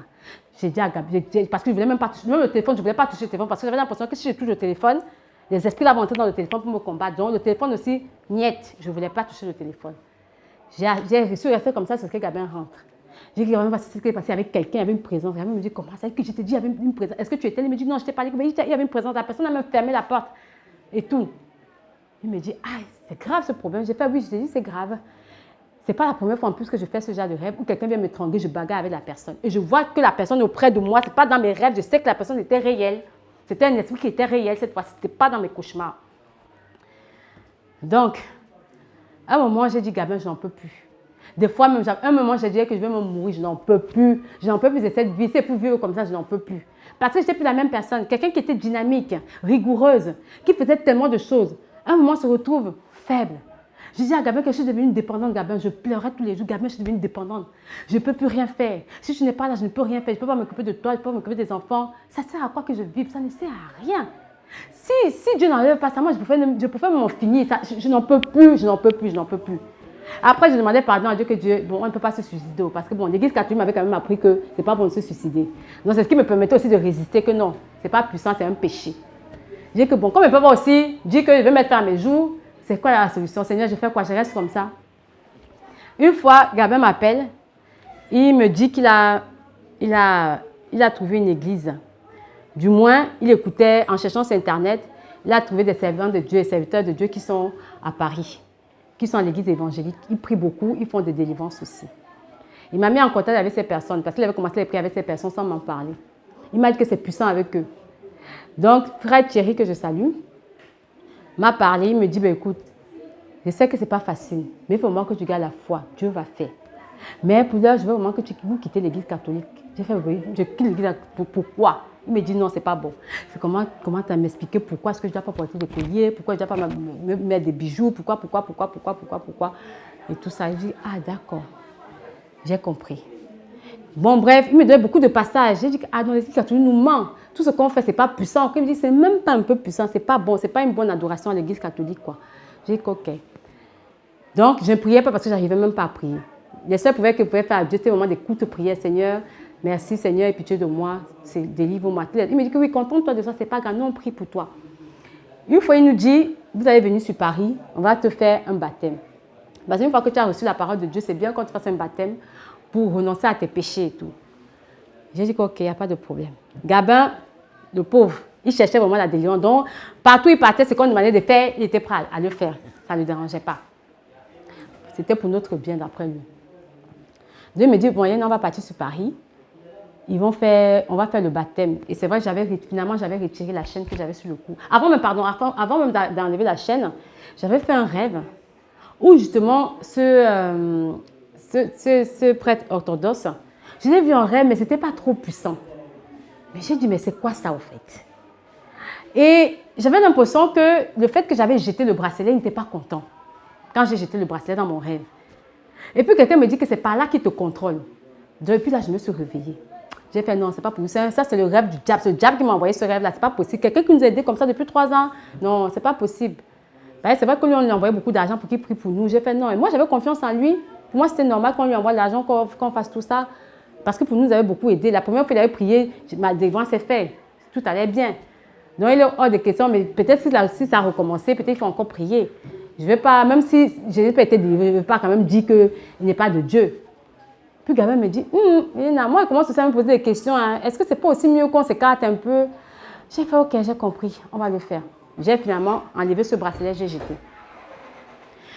La chaîne en croix que j'avais aussi, Dieu m'avait montré en rêve que ce n'était pas puissant, mais je ne voulais pas trop y croire. Une fois, je me suis lavée, c'est tombé. J'ai pris cette chaîne tellement je stressais, j'ai tout fait pour récupérer la chaîne. Puis Gabin a pris la chaîne. Il a dit qu'il va me remettre, il m'a pu remettre, il est parti jeter. Je ne savais même pas qu'il avait jeté et tout. Donc quand on est parti pour mon baptême à Paris, j'ai dit à Gabin que moi j'ai fait un rêve. La veille j'ai fait un rêve, ce n'était pas puissant. Où j'étais dans une piscine, je voyais des homosexuels. J'ai fait Gabin, un baptême comme ça là, où tu vois des trucs bizarres comme ça ne peut pas venir de Dieu. Je me vois dans une piscine avec des homosexuels, c'est quoi ça? C'est pas puissant. Il me dit, oh non, ce sont tes cauchemars là, c'est le diable encore qui t'envoie des trucs comme ça. Parce qu'il faut dire qu'à un moment, quand même Dieu me parlait, je ne savais même plus reconnaître si ça vient de Dieu, ça ne vient pas de Dieu. Je ne pouvais plus savoir au fait, j'étais vraiment troublée. J'ai fait, ok Gabin, on va y aller parce que je n'ai pas non plus envie que tu te fâches. On est parti sur Paris. On est parti, c'était dans une rivière au fait. Je n'étais pas convaincue. Mais pour ne pas frustrer l'homme de Dieu qui était en face de nous, pour ne pas frustrer aussi Gabin, j'ai dit ok, c'est pas grave, je vais le faire, mais sans être convaincue. J'ai fait ce baptême, mais sans être convaincue une fois de plus. Une fois que c'est passé, le même soir, j'ai fait des cauchemars. J'ai fait, bon voilà, je t'avais dit, Que ce n'était pas puissant, tu ne voulais pas m'écouter, je me suis mise dans une colère noire. Je ne veux plus aller quelque part, c'est fini, ne m'amène plus quelque part, c'est bon. Parce que moi, je te dis, mon instinct me parle aussi beaucoup. Il faut que j'apprenne à écouter mon instinct. À chaque fois, tu m'amènes quelque part, ça ne marche pas, ça s'empire même ma situation. Non, moi, je ne veux plus t'écouter, c'est fini, je ne t'écoute plus. Il me dit que, ok. Il appelle maintenant, ma famille entre-temps s'est réunie parce qu'il a dans ma famille que ça ne va vraiment pas. Qu'il faut vraiment qu'on trouve une solution. Et puis, quelques jours après, il me dit, bon, ta famille veut te parler. Mais avant toute chose, je veux d'abord te dire ce qu'ils disent. Et après, si tu es d'accord, tu vas leur parler parce que je te connais. J'ai dit, oui, j'entends, qu'est-ce qu'ils disent? Il me dit, ah, ils veulent que tu partes au Cameroun, fais ci, fais ci, fais ça. J'ai dit, moi-même, je ne pars pas faire des trucs bizarres là. Je ne pars pas là-bas. J'ai dit qu'en tout cas, moi, je leur ai dit que tu ne vas pas accepter. Ils m'ont demandé de venir te convaincre. Comme toi, je suis ton fiancé, peut-être tu vas me convaincre. Moi, j'ai dit que moi, je ne peux pas convaincre Elena. Elena, quelqu'un dit quelque chose, là, tu ne vas pas lui faire changer d'avis. Je dis que bon, Gabin, tu es d'accord avec moi ou pas? Parce que si moi, je ne vais pas faire ça. Donc, si ça te plaît ou pas, on va se séparer. Toi et moi, on va se séparer. Je ne fais pas ça. Je sais que tu es fatigué de la situation, mais je ne fais pas ça. Il me dit, non, moi aussi, je suis d'accord. On ne va pas faire des trucs bizarres comme ça. On va rester avec Dieu. J'ai fait, OK. Dans ce cas, appelle-là, tu dis que j'ai refusé. Gabin a appelé. Gabin a dit qu'elle refuse. Elle ne fait pas ça. Ils ont dit OK. En gros, vous ne souffrez pas, quoi. Vous n'êtes pas fatigué de souffrir. Vous n'êtes pas fatigué de souffrir. Si vous n'êtes pas fatigué de souffrir, on vous abandonne alors. Le jour où vous serez fatigué, vous allez venir nous voir. Ma grâce, elle me peine. Elle me dit, qu'est-ce que tu veux à la fin? J'ai dit, ce que je veux, c'est Jésus. Elle me dit, mais tu as fait du côté, avec les prêtres, avec les évangélistes, ça n'a pas marché. Mais finalement, tu veux quoi? Cherche, je dis que je ne veux pas. C'est que Dieu, je veux seulement Jésus. Je sais que c'est lui qui peut me sauver. Elle me dit, OK. Qu'est-ce qu'on peut alors faire? Je fais prier pour moi. C'est tout ce que je vous demande. Priez pour moi. Mais sinon, les autres, là, je ne fais pas. Une fois, ma famille s'est encore fâchée. La seule sœur, c'est ma sœur encore de Chypre, là, qui m'avait soutenue depuis le début, 3 ans auparavant, qui encore nous a soutenus. Elle dit que moi, en tout cas, personnellement, moi, je serai avec toi. Hein. Je vous soutiens, toi et Gabin. Si tu dis que tu ne veux pas la suivre et que tu veux suivre la voie de Dieu, OK, moi, je t'aime, tu es ma petite sœur, je te suis. On va prier. On va continuer à chercher, on va trouver. Je dis que merci, grand sœur, au moins, toi, tu me soutiens. C'est comme ça que Gabin, acharné, il s'est mis à chercher. Il est tombé sur la main des prières de délivrance. Et ça, je ne savais même pas. On était au mois de décembre. Gabin me dit, une fois, il cuisine, il dépose sur la table. Il ne mange pas. J'ai fait, aïe, tu ne manges pas? Il me dit, non, je suis en jeûne. J'ai fait un jeûne. Il me dit, oui, je suis en jeûne. Que toi, tu peux jeûner. Il me dit, oui. Pourquoi? J'ai fait, ah, toi qui ne pries même pas beaucoup là, tu me dis que tu peux gêner. Parce qu'il faut dire qu'avant, quand j'ai rencontré Gabin, il était catholique, mais ce n'était pas trop son truc. On était dans le monde, quoi. Comme nous tout le monde, on a fait des péchés, l'impudicité, tous les péchés du monde, on a connu ça. Donc, je dis à Gabin que, mais, qu'est-ce que tu prends que tu vas gêner? Que non, j'ai fait un jeûne pendant 21 jours. À fruits. J'ai fait, hein? C'est que ça. Tu es sûr que tu vas... Je pense même qu'il blaguait au fait. Il n'a pas mangé. Ce soir-là, il n'a pas mangé. J'ai dit OK. Mais plus les jours passaient, plus je voyais qu'il respectait le jeûne. Il faisait vraiment ce jeûne-là. Je le regarde, je dis, mais il est vraiment sérieux. Il ne mange pas. Gabin qui aime bien manger, il ne mange pas. Il a continué le jeûne. Comme c'était au mois de décembre et que moi, j'aimais beaucoup les vacances, j'ai la mentalité française, excusez-moi. J'ai dit, bon, comme je ne sors pas beaucoup, peut-être c'est mieux qu'on aille en vacances quelque part. Ça va nous distraire ainsi que les enfants. On est parti en vacances. Il me dit, par contre, moi, je ne veux pas fêter Noël. Une fois qu'on sera en vacances, moi, je ne vais pas fêter Noël. J'ai fait, c'est quoi ça encore? Il me dit, non, moi, je ne fais pas Noël. J'ai cherché les destinations où on voulait partir. À un moment, je vais partir en Espagne. Après, je lui dis, non, c'est mieux, on va partir à Dubaï. J'ai envie d'aller à Dubaï. Il me dit, OK, mais bon, on verra bien. Il était même prêt parce qu'il voulait aussi que je m'évade, que j'évade un peu mes idées. Il m'a dit, tout ce que je t'ai dit, c'est que moi, je ne vais pas fêter Noël. Je dis, mais depuis quand tu ne fais pas Noël, que ce n'est pas puissant. Le sapin, là, ce n'est pas puissant. J'ai eu des révélations là-dessus. On m'a dit, j'ai fait, t'es trucs bizarres. Où est-ce que tu en crois? Tu cherches tellement que tu vas même devenir fou à force de fouiller des enseignements. Parce qu'à un moment, il écoutait beaucoup d'enseignements, au fait. Je ne l'ai même pas pris au sérieux. On allait en vacances. On est resté en France, mais on allait en vacances dans une autre ville. Bien évidemment, monsieur n'a pas mangé, hein. On a commandé les choses, l'hôtel nous a servi, la nourriture et tout. Gabin, lui, il ne mange pas. Il n'a pas mangé, il dit qu'il ne fête pas Noël. Entre-temps, il mettait comme c'était les 21 jours, les jeunes avaient l'APD. Ils suivaient ils étaient en prière, la prière avait commencé. Ils nous ont abandonnés, on était en train de manger, il nous a abandonnés. Il a commencé à mettre la prière. Il a commencé à prier. Je regardais seulement comme ça. Et après, il me dit, l'église c'est bien. Regarde. C'est une église que j'ai trouvée sur Internet. L'église est là en Afrique. J'ai fait, et puis quoi encore? Il me dit, oui, oui. C'est avec l'église là que j'ai fait mon jeûne de 21 jours. J'ai fait 21 jours, une église qui demande de jeûner 21 jours à fruits. Et puis l'église là, il dit que l'église dit qu'on ne fait pas Noël, que ce n'est pas puissant. Il me donne des explications, moi je croyais pas, c'est que c'est n'importe quoi. Il me dit, et puis dans l'église là, et puis j'avais vu un peu les images des chantres. Je dis que puis une église bizarre comme ça, avec des foulards, elles sont emballées. Ça c'est une secte. Tu es encore allé où comme ça? Moi en tout cas, je te suis pas dans tes trucs bizarres là. Il me dit, ce n'est pas une secte. Ils appellent ça la sainte doctrine. Normalement, la parole de Dieu dit si, ça dit ça, il faut se dépouiller, il ne faut pas porter ça, il faut porter ça. J'ai fait ça, c'est encore quoi que Gabin encore allé nous chercher comme ça. Gabin encore allé nous chercher quoi comme ça là. Il me dit, est-ce que tu sais que, toi tu dis que toi, tu ne veux plus porter les bijoux. Parce que c'est vrai qu'à un moment, je ne voulais plus porter les bijoux. Je ne voulais plus me maquiller. Déjà que je ne me maquillais pas beaucoup. Mais le peu de maquillage que j'avais là, je ne voulais plus faire tout ça là. J'avais même dit à Gabin un jour que je vais me couper les cheveux. Il me dit, pourquoi que comme ça j'ai envie de me couper les cheveux? Il me dit, tout ce que tu fais là, c'est ce que les gens là font. Hein. J'ai fait, qui te dit que je ne vais pas recommencer? Quand ça va aller mieux là, je vais recommencer à me coiffer, je vais recommencer à porter mes bijoux. Parce que c'est que ce sont les esprits qui me poussent à jeter mes bijoux, qui me poussent à ne plus porter de mèche, qui me poussent à me coiffer. Il me dit que ce n'est pas les esprits, hein. C'est Dieu qui te pousse à faire ça, que non, ce sont les esprits qui me poussent à faire ça. Donc je vais reporter ça après. Ton église là, c'est n'importe quoi. Il me dit qu'ok, il n'y a pas de problème, j'ai compris. C'est vrai que je n'aimais pas les parfums. Même dans le monde, déjà, je n'aimais pas les parfums. Quand j'étais même dans le monde avant, quand tout allait bien, je n'aimais pas les parfums. Dieu m'a épargné de ça. Je ne buvais pas, je ne fumais pas. Ça, c'est moi, Dieu m'a épargné de ça. Ma famille même, ils boivent et tout. Moi, je disais tout que... Il me dit que toi, tu es toujours particulière. C'est quel enfant même qui est particulière comme ça? Toi, tu es toujours parfaite. C'est quoi? J'ai dit, ah, c'est comme ça que je suis, je ne peux pas. Donc, le parfum aussi, je ne supportais pas les parfums. Parce que ça m'étouffait. J'avais l'impression que, comme j'étais asthmatique, quand je sentais l'odeur du parfum, ça m'étouffait. Donc, ce qui fait que dans le monde, même, je n'utilisais pas les parfums. Les vêtements de marque, les chaussures de marque aussi, je n'aimais pas. Les bijoux précieux, je n'aimais pas. Parce que, comme je suivais beaucoup de reportages, j'avais une fois vu un reportage où on utilisait des personnes vulnérables dans le monde, que ce soit des enfants, que ce soit des pauvres dans des pays sous-développés, on les faisait travailler pour qu'ils confectionnent ces vêtements ou ces chaussures. J'ai vu le film Blue Diamond, je ne sais pas si vous connaissez ça, avec Leonardo DiCaprio, où on utilisait vraiment en Angola les mines d'or. On tuait les gens justement pour ça.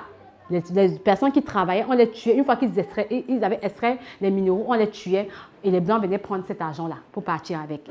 Quand j'ai vu tout ça, ces reportages-là, j'ai dit que je ne vais pas porter des bijoux précieux, l'or, diamant, tout ça, je ne porterai pas par solidarité pour ces personnes qui sont dans le monde, qu'on utilise vraiment pour que les pays développés s'enrichissent. Les marques aussi, c'était pareil, que je ne porte pas les marques. Ce n'était pas pure conviction, hein, mais je ne savais même pas que c'était aussi l'Esprit de Dieu qui me poussait à le faire. C'est ici à la main des prières de délivrance que j'ai compris ça.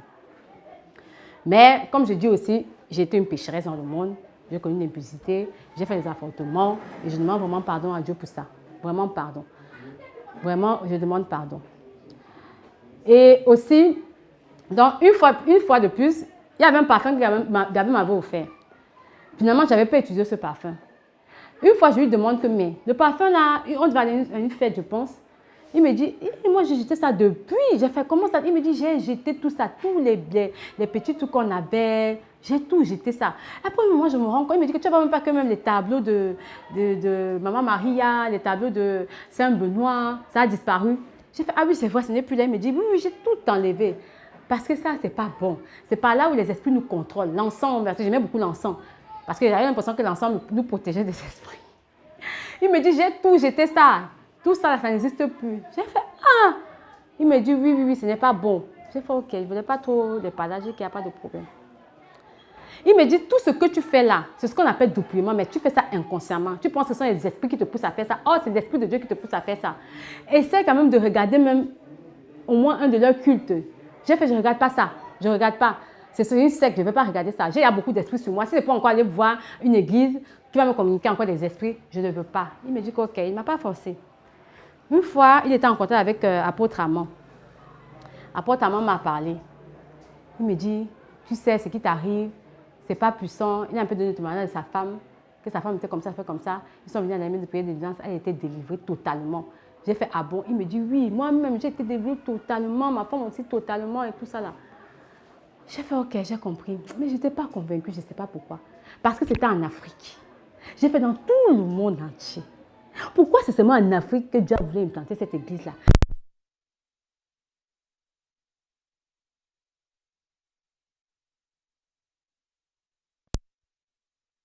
Je vais te mentir. Bon, en attendant alors, on va prier quand même pour toi. En attendant que tu sois convaincu. J'ai dit, ok. Gabin voulait, il croyait tellement à l'armée de pays de délivrance. Une fois, il dit, bon, peut-être, il s'entend avec l'apôtre Armand, il dit que peut-être si on lui fait, c'est l'homme de Dieu qui parle directement avec elle, peut-être elle va être plus convaincue. Un dimanche après le culte, je dormais, il était 18h, je dormais pour vous dire à quel point les esprits là me fatiguaient. Je voulais seulement que dormir, je ne voulais rien faire. Il me réveille, Kéléna, réveille-toi. Réveille-toi, j'ai fait, il y a quoi? Il me dit, il y a l'homme de Dieu qui est en Côte d'Ivoire, là, qui a son église à Pédé là. Il veut te parler. J'ai fait, hé Jésus, moi je ne veux pas. Il me dit, ah, parle un peu, pardon, s'il te plaît, je t'en supplie, chérie, parle. J'ai dit, ok. L'homme de Dieu me salue. Simplement, ça va, j'ai fait oui. Soyez bénis, j'ai dit merci. Il me dit, ce qui t'arrive là, ce n'est pas bon, ce n'est pas puissant et tout. Il faut venir en Côte d'Ivoire, on va faire ta délivrance. J'ai fait, non, je ne suis pas prête. Hein. En Afrique, il y a trop de sorciers. Il me dit, mais non, c'est même en Europe là même qu'il y a plus de sorciers. Même là-bas, c'est même là même la sorcellerie là même, c'est plus en Europe. J'ai fait, Europe, non, quand même. Il n'y a pas de sorciers ici. Ce n'est pas possible. Je ne croyais pas. Après, il dit non, il faut bénir. J'ai fait, moi, je vais voir. Puis Gabin, tout de suite, ça allait énerver. Et puis, quand il a senti que Gabin était énervé, il a dit à Gabin que, hey, calme-toi. Il ne faut pas la forcer. Laisse-la tranquille. Quand il a dit ça, c'est comme si c'était le Saint-Esprit qui était entré en moi. J'ai fait, aïe, un homme de Dieu qui dit, il faut la laisser tranquille, il ne faut pas la forcer. Je ne sais pas, j'ai été adoucie par ça, en fait. Sans le dire, mais ça m'a adoucie. J'ai dit que oui, moi, je vais réfléchir. Il a raccroché avec Gabin. J'ai dit à Gabin que tu n'as pas entendu ce que l'homme de Dieu l'a dit, que tu me laisses tranquille. Non, tu arrêtes de me mettre la pression. Tu as compris? Écoute-le. Il a dit, ok, c'est bon. J'en ai profité pour que Gabin me laisse tranquille. Et puis, entre-temps, pardon, excusez-moi, parce qu'entre-temps, on était allé voir un prêtre dans une autre ville encore, parce qu'on voyageait beaucoup hein, pour ma délivrance. C'était un Africain cette fois-ci. Il avait une église à Auxerre. On arrive là-bas. Une fois encore, mon instinct me disait, c'est pas puissant. Je dis, Gabin, c'est pas puissant encore. Il me dit, hé, allons quand même, on n'a rien à perdre. Je dis, ok. Je sais que jusqu'à présent, tout ce qu'on a fait là, tu dis que c'est pas puissant et ça avéré que c'est pas puissant. Il me dit, non, allons, allons. On part à l'église, là, Gabin est disposé. Il prie, on prie, on prie. Moi, je les regarde comme ça. Là, je dis que ça, c'est quoi ça? Et puis, il vend l'eau. Il vend l'eau. Il y avait de l'eau comme ça, était écrit, on vendait l'eau bénie. J'ai fait, depuis quand on vend l'eau bénie? On marche en eau bénie. Et tu me dis que c'est puissant ici. Il dit que oui, moi aussi, je trouve un peu ça bizarre, mais on ne sait jamais. Peut-être, il ne faut pas qu'on juge trop vite. À un moment, le monsieur, ce pasteur a dit, parce que c'est une église évangéliste, il dit, on va faire comme c'est une séance de délivrance, je vais venir devant, on va faire la délivrance avec tout le monde, toutes ces personnes qui voulaient être délivrées. Moi, je ne veux pas être vue, parce qu'il y avait des caméras qui étaient braquées comme ça, et puis ils devaient mettre ça sur Internet. J'ai fait jamais, je ne veux pas être vue. Pourquoi ça ne se fait pas en secret? Pourquoi c'est quoi cette délivrance? Il faut afficher, pour mettre sur Internet. Moi, je ne veux pas de ça. Vous faites des délivrances en live, ce n'est pas puissant, moi, je ne veux pas de ça. Il dit non, c'est pour la gloire de Dieu, c'est pas même si tu casses la délivrance, c'est que moi je ne veux pas. Finalement, ils m'ont tellement forcé que je suis partie, ok, c'est bon. Je suis allée devant la salle avec les autres personnes qui voulaient faire la délivrance. Par contre, j'ai couvert mon visage comme ça. Quand tu priais, c'était tellement pas puissant. J'avais l'impression même que, je ne sais pas, je ressentais des choses bizarres. J'avais seulement envie qu'il me laisse tranquille. Une fois que c'est terminé, j'ai dit à Gabin que Gabin, moi je m'en vais. Il me dit pourquoi? J'ai fait, moi il dit que c'est pas puissant. Il me dit non, ce sont tes émotions. Il m'a calmé. On était censé dormir à l'hôtel. À l'hôtel, il y a eu quelques problèmes de réservation là-bas et quelques problèmes aussi avec la dame, la gestionnaire. Finalement, on a décidé de rentrer le même soir même. On a appelé ce pasteur et que nous on rentre parce que c'est mieux quand on peut faire rentrer. Il a dit non, restons et que nous sommes déjà partis. Et je pense que c'est vraiment l'esprit de Dieu qui nous a poussé à partir. Finalement, on n'est pas resté, on était censé faire 2 jours là-bas. Finalement, on est rentré le même soir même. Donc, comme quoi, des fois, on se dit que à quelque chose de malheur est bon. À cet hôtel-là, on a eu des problèmes avec la gestionnaire, mais c'était un problème pour notre bien. Parce que le fait qu'on ait ces problèmes, ça m'a tellement découragée qu'elle dit qu'on part. On est rentré. Quelques jours après, Gabin me dit que oui, tu as raison, le prêtre là, c'est pas puissant. Le pasteur là, c'est pas puissant. Moi, j'ai eu une révélation. Le Seigneur m'a montré son état. C'est pas trop ça, quoi. C'est là maintenant, il me dit, quand il m'a dit ça, donc quand je vois maintenant la différence entre tous ces hommes de Dieu que j'ai rencontrés et que j'entends aussi l'homme de Dieu ici à Abidjan, l'évangéliste Olivier Diaouri, qui dit, non, il ne faut pas la forcer. J'ai dit, ah, il y a quand même une différence. Je vais quand même peut-être prendre le temps de réfléchir par rapport à lui. Peut-être que ça peut être puissant. Entre-temps, j'ai dit à Gabin que je veux que quelqu'un me convainque, je veux que quelqu'un qui ait un témoignage. Il me dit, ah, c'est ça, il n'y a pas de problème. Il m'a passé la prophétesse Dorcas, qui était venue faire sa délivrance, qui est sur Paris. Dorcas me parle, il me dit, oui, moi je connais l'année de prière en telle année, à ses débuts même. C'est très puissant. J'avais des problèmes spirituels avec mon fils qui était initié à la sorcellerie. On est allé là-bas, on a fait notre délivrance, ça s'est bien passé et tout ça là, quoi. Je dis que, ah, bon, dans ce cas-là, servant de Dieu, tu ne t'es jamais posé la question, pourquoi cette église-là est à Abidjan? Pourquoi c'est en Afrique? Pourquoi cette église-là est en Afrique? Elle me dit, ah, oui, Jésus aussi est né à Bethléem, pourquoi? Tu vas aussi te demander là, tu vas poser la question là, pourquoi? Dieu choisit où il veut. S'il a choisi que c'est en Afrique, à Abidjan, c'est son choix. Tu ne peux pas demander pourquoi c'est pas en Europe, pourquoi c'est en Afrique, pourquoi il a fait ça. C'est comme ça, c'est son choix. Accepte seulement comme ça. Je dis que bon, qu'est-ce qui t'a poussé toi à partir là? C'est parce que j'ai vu un témoignage de Nadia Po. Elle avait travaillé à la Sirène des Eaux. J'ai fait, ce moment-là, je n'ai même pas envie d'entendre parler de ça. Elle me dit que tu connais ce que c'est que la Sirène des Eaux, que non, elle me dit que c'est un truc bizarre. Comme je vois souvent la Sirène des Eaux dans les films, là, je dis que non, c'est comme ça. Elle me dit, oui, mais c'est un esprit. J'ai dit, et puis tu dis que c'est une sorcière, c'est son témoignage, tu as écouté, et puis tu dis que ce sont les sorcières là qui t'ont délivré. Elle me dit, oui, non, toi tu veux que moi j'aille quelque part, ce sont les sorcières qui vont me délivrer. Qu'est-ce que tu racontes? Ça n'a même pas de sens ce que tu racontes. Elle me dit, ah, mais elles sont délivrées. C'est parce qu'elles connaissent le monde spirituel qu'elles sont mieux placées justement pour chasser ces esprits-là. J'ai fait, non, mais c'est paradoxal. C'est pas quelqu'un qui a travaillé avec la sorcellerie ou qui a fait ceci qui va délivrer quelqu'un qui n'est pas dans la sorcellerie. Ce n'est pas normal. Elle me dit, mais sauf que c'est même ça même qui est bien même. Parce que quelqu'un même qui n'a pas travaillé dans la sorcellerie ou dans le satanisme ne va pas comprendre ton problème. Elle va voir plus les esprits, elle va comprendre, elle saura comment les chasser. Quand elle m'a dit ça, j'ai encore eu plus peur même qu'autre chose. J'ai fait, pardon, c'est ça là. Je ne suis pas sûre que je vais partir. Je ne suis pas très sûre. Entre-temps, elle m'a dit, bon, si tu veux, en attendant, tu peux venir sur Paris. Je vais prier pour toi. Je vais te montrer comment il travaille et tout. Peut-être ça va rassurer. J'ai fait, ok. Je suis allée sur Paris. Le soir même où elle devait prier pour moi, elle était au téléphone avec la prophétesse Jessie. Elle était au téléphone avec elle. J'entends.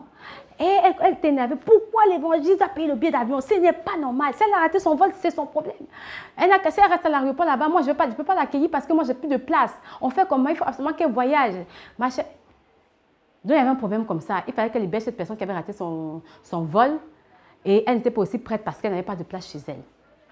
Et puis, elle dit à la prophétesse, elle dit que non, l'homme de Dieu ne peut pas payer son billet d'avion. Donc, j'écoutais la conversation puisqu'elle parlait devant moi. Dès qu'elle finit la conversation, j'ai fait, aïe, servant de Dieu Dorcas. Tu dis quoi? La personne n'a pas où?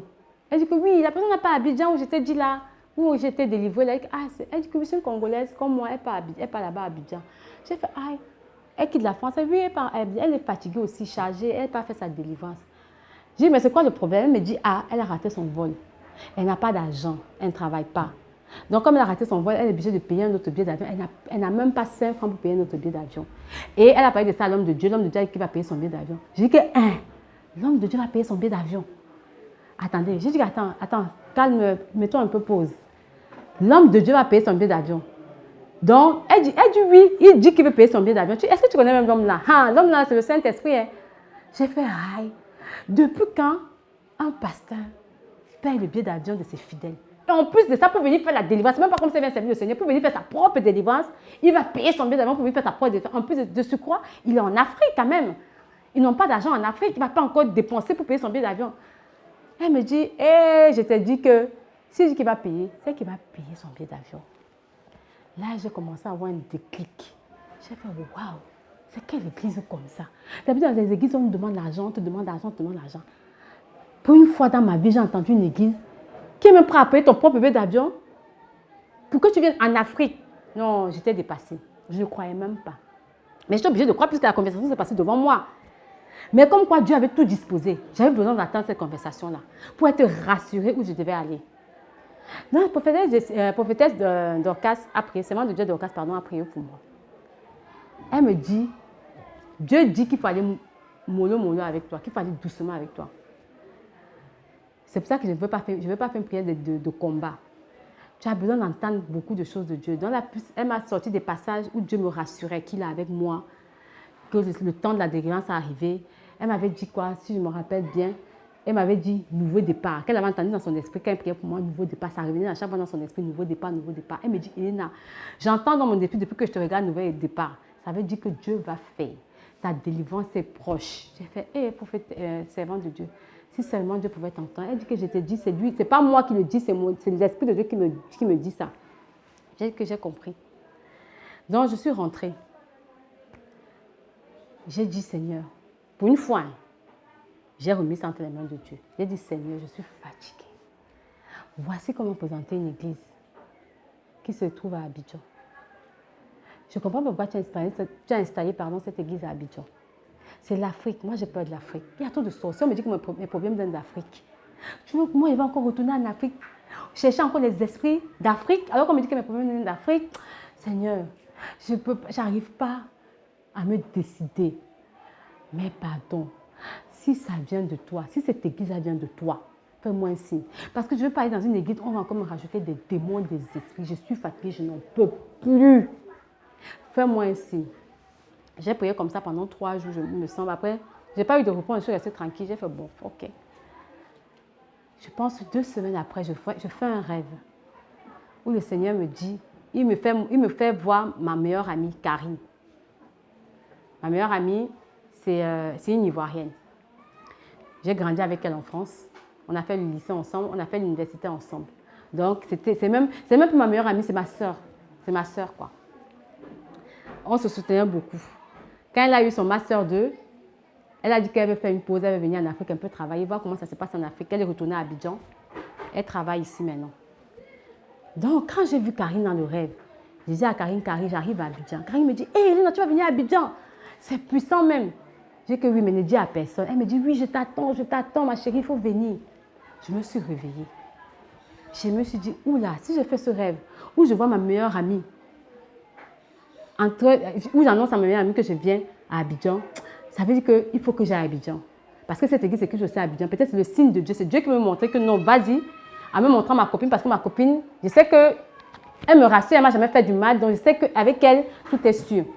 Donc, j'ai parlé du rêve à Gabin. Gabin me dit, mais toi, tu sais comment tu es attaché à Karine. Toi et Karine, vous êtes comme ça. Elle te rassure beaucoup. Donc, peut-être Dieu a montré le visage de Karine pour que tu sois rassuré, pour te dire que va, je suis avec toi, n'aie pas peur. Je dis que tu as raison. C'est un peu ce que j'ai aussi ressenti. Donc, on était unanime là-dessus. J'ai dit que bon, je vais encore quand même prendre le temps de réfléchir. Il me dit que ok. Mais c'est sûr, je vais partir à Abidjan. Il me dit, tu veux partir à Abidjan? Je dis oui. Il me dit, tu es sûr, tu veux partir à Abidjan? Je dis que oui. Parce qu'entre-temps, une fois, je disais que moi, je veux voyager. Je vais partir soit à Jérusalem, peut-être là-bas, je vais avoir ma délivrance. Ou alors, si ce n'est pas à Jérusalem, je vais partir, je voulais aller à Dubaï. Il me disait non, cette année-là, on ne fait pas de voyage à l'étranger. Il faut qu'on aille en Côte d'Ivoire faire notre délivrance. J'ai fait moi-même, je ne pars pas. C'était avant. Hein. On s'est disputé. Il me dit, toi, tu veux toujours voyager. Toi, tu oublies ta délivrance. Comment de toute façon, moi, je suis comme ça, je n'en peux plus. Maintenant, je veux seulement vivre ma vie. Point final. Donc, moi, j'aime les voyages. Je veux continuer à voyager. C'est tout ce que je peux faire maintenant. Ou tu veux que je reste toujours triste, ici, enfermé ici, là. Les voyages qui peuvent, entre guillemets, un peu m'épanouir. Il me dit, mais non, allons à Abidjan, l'église là c'est puissant. Je suis l'église, ça fait il y a 3 mois, c'est trop puissant. Allons avec les enfants à Abidjan, allons qu'on va dépenser pour aller à Dubaï, pour aller à Jérusalem, c'est pas puissant. À Israël, pardon, ce n'est pas puissant. Allons à Abidjan, j'ai dit, je ne pars pas à Abidjan. On s'est disputé, il y a eu vraiment une grosse dispute même quoi. Là, ma grand-sœur a dit que, mais si elle dit qu'elle ne veut pas partir, tu ne peux pas la forcer, c'est toujours quoi avec des disputes et tout. Il a dit que si elle ne part pas, on se sépare, qu'il n'y a pas de problème, on va se séparer, je ne pars pas. Entre-temps, il est revenu à la raison, il a dit que bon, de toute façon, toi là-même, je ne sais plus quoi dire. Donc, il était étonné quand je dis que cette fois-ci, il est parti. Il dit que, ah, tu veux vraiment partir? Que oui, cette fois-ci, il est parti bien parce que cette fois-ci, c'est Dieu même qui m'a convaincu. Parce que toi, quand on dit on part, ça se trouve que ce n'est pas puissant. Donc, je voulais que Dieu lui-même vienne me convaincre. Donc, maintenant qu'il m'a convaincu, je peux aller à Abidjan. Il était tout heureux.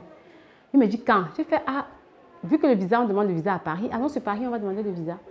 On est allé sur Paris, on arrive là-bas, la dame me dit, je demande à la dame que si le visa ça sort dans combien de jours, pardon. Elle me dit, ça sort, ça peut faire 48 heures, mais si vous voulez un visa express, vous voyagez le lendemain. J'ai dit, je peux voyager demain. Elle me dit, oui, vous ajoutez un peu plus d'argent et vous aurez votre visa express. J'ai dit, je veux le visa express. Elle me dit, c'est ce que vous voulez que oui. Si je peux voyager demain, si c'est possible, je voyage demain. Gabin me donne le surplus. Elle fait le visa express. Gabin me dit, mais on n'est même pas venu avec les affaires. On a voyagé sans les affaires. On était censé faire aller-retour. J'ai fait, Gabin, ce n'est pas grave. Ma copine me dit qu'Abidjan, là, c'est développé. Donc, je peux trouver des habits à Abidjan. Je peux acheter tout ce que je veux à Abidjan. Je n'ai pas besoin de préparer mon voyage. Il me dit, OK. Entre-temps, on avait appelé l'homme de Dieu pour dire que je vais venir à Abidjan, qu'on va demander le visa. On demandait la lettre d'invitation. Je demande à l'homme de Dieu, homme de Dieu, je ramène quoi? Parce que je suis prête à venir. Il me dit, rien. Je fais, comment ça, rien? Rien, venez juste avec vos affaires, c'est tout. Ne ramenez rien. Je dis un peu d'argent, des cadeaux. Il me dit, ne venez avec rien du tout. J'ai fait, Seigneur Jésus, je n'ai jamais vu ça. Tu pars quelque part, on te demande de ne rien ramener. Rien que tu viens seulement avec tes affaires comme ça, point final.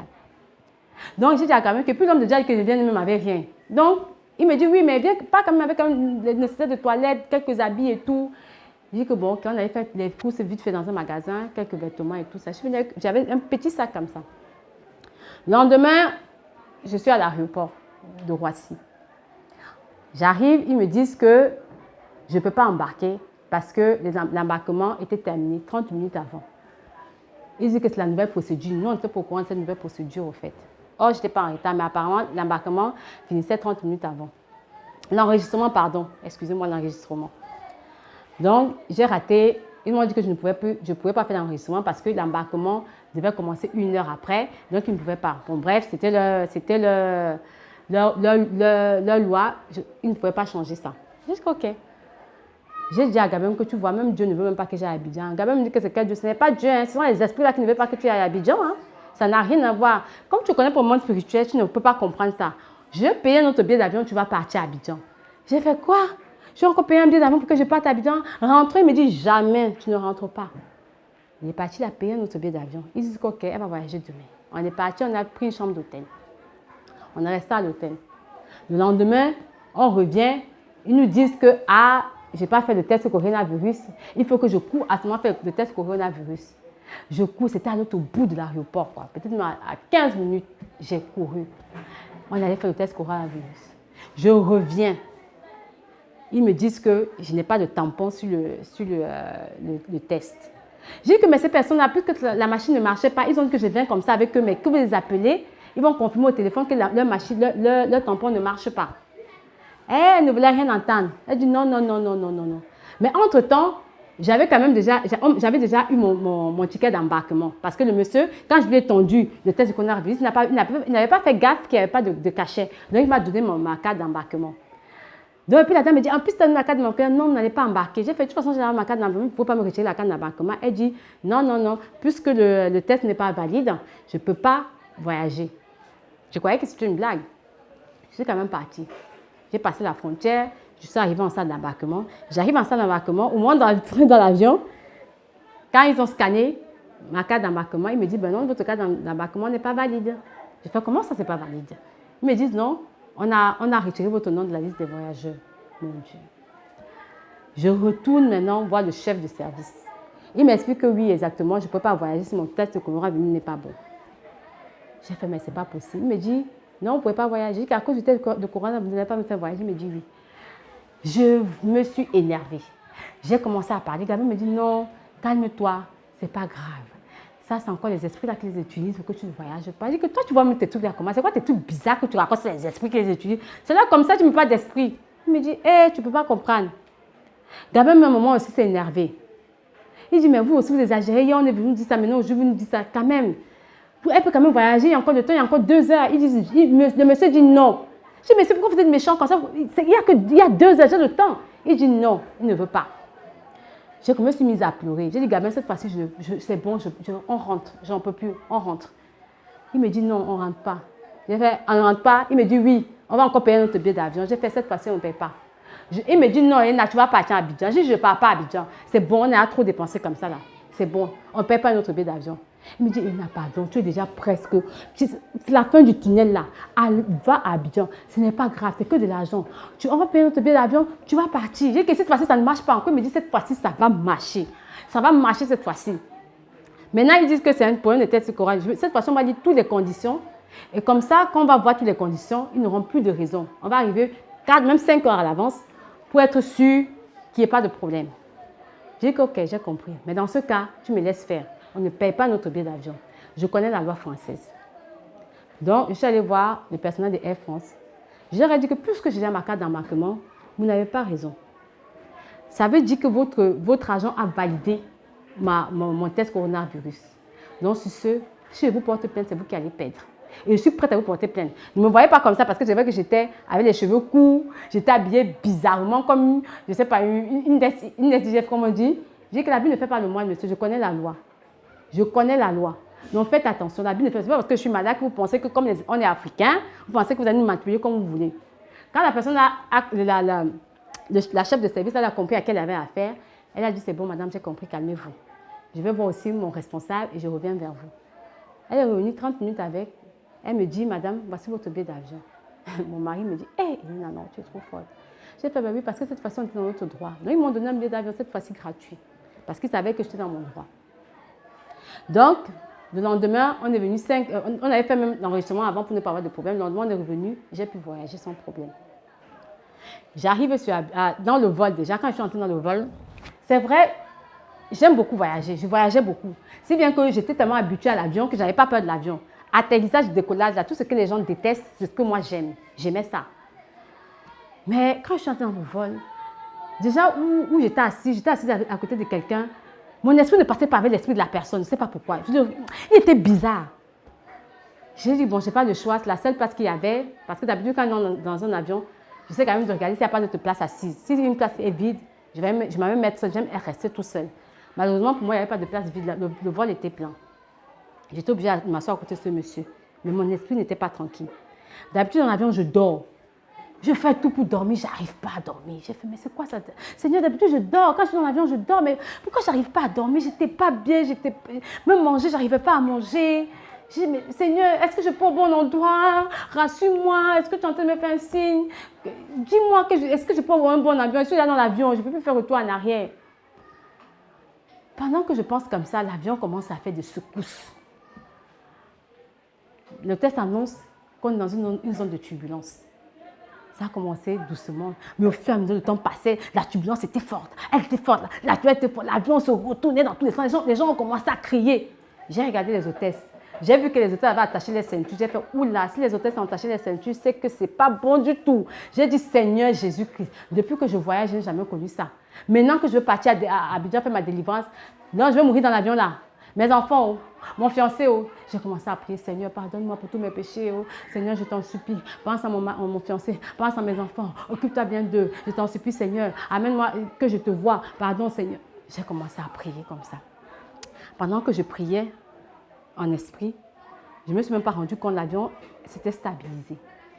Les gens avaient arrêté de crier. Je ne me suis même pas rendu compte. C'est quand je me suis calmée que je me suis rendu compte que les gens avaient arrêté de crier. Et puis, pendant 30 minutes, on avait encore 1 heure de vol. Par la grâce de Dieu, les 1 heure de vol se sont bien passées. Ils ont dit, le pilote a dit qu'on entame notre distance sur Abidjan. Quand on a entamé la distance sur Abidjan, l'avion a encore fait un peu quelques secousses, mais ça s'est ressaisi. Dès qu'on a atterri, je peux vous dire, tout le monde dans l'avion est sorti vraiment en vitesse. Tout le monde voulait sortir de l'avion. Personne ne voulait rester dans l'avion. Je suis sortie de l'avion également. Et puis, il y a une dame qui me dit, hey, la soeur, pendant que l'avion a secoué comme ça, tu étais seulement en train de prier. Je fais, ah, ma chérie, je n'avais pas le choix, il fallait que je prie. Elle me dit, les gens étaient regardés, c'est mes crier. Oh, de prier, c'était ma façon de prier, même pas. J'ai fait, moi en tout cas, tout ce que je demandais au Seigneur, c'est vraiment de protéger mes enfants, protéger mon mari, et de faire en sorte que j'aille le voir au paradis, quoi. Elle me dit, heureusement, tout s'est calmé. Franchement, ça va rester vraiment dans nos mémoires. C'était vraiment très dur. Quand je suis sortie de l'aéroport, l'homme de Dieu m'attendait avec 2 autres personnes, 2 frères. Il me dit, et puis je vois d'abord arriver. Il me dit, c'est vous qui venez, j'ai vu, c'est moi. Ah, il me se présente, je le vois comme ça que c'est lui ici. Là. Tout calme, tout simple. J'ai fait, Seigneur Dieu, oui, m'attendais à voir quelqu'un en costume, je ne sais pas, escorté. Non, tout simple. J'ai fait Jésus-Christ. Waouh. J'ai fait bon. J'avais pas peur, je ne sais pas pourquoi, j'avais pas peur. Il me dit, tu n'es pas venu avec des affaires? Je dis que non, de Dieu, je suis venu avec rien. Il me dit, ok. Je dis que je vais acheter tout ici sur Abidjan. Il me dit qu'il n'y a pas de problème. J'étais venue en pantalon. J'étais venue en pantalon, pourquoi? C'est vrai qu'on m'avait dit qu'on ne portait pas les pantalons et tout. Mais j'étais venue en pantalon parce que j'avais peur d'avoir froid dans l'avion. Parce que les pantalons, en général, ça couvre partout. Il me dit que tu sais qu'on porte les pantalons. Je dis que oui, homme de Dieu, je sais. C'est parce que c'était pour l'avion que j'ai porté. Donc quand je suis arrivée ici, il m'a présenté la sœur Anne, qui est devenue prophétesse.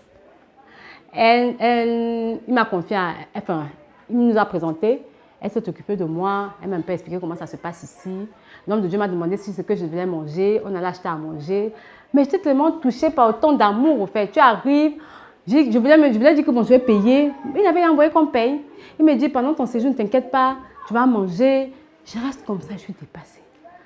Et puis, en plus de ça, c'est vous qui allez me nourrir. Il me dit, oui, ne vous inquiétez pas, on va vous nourrir. J'ai dit, mais... En fait, ça dépassait tellement mon entendement que je me disais, mais je suis où? Je suis où?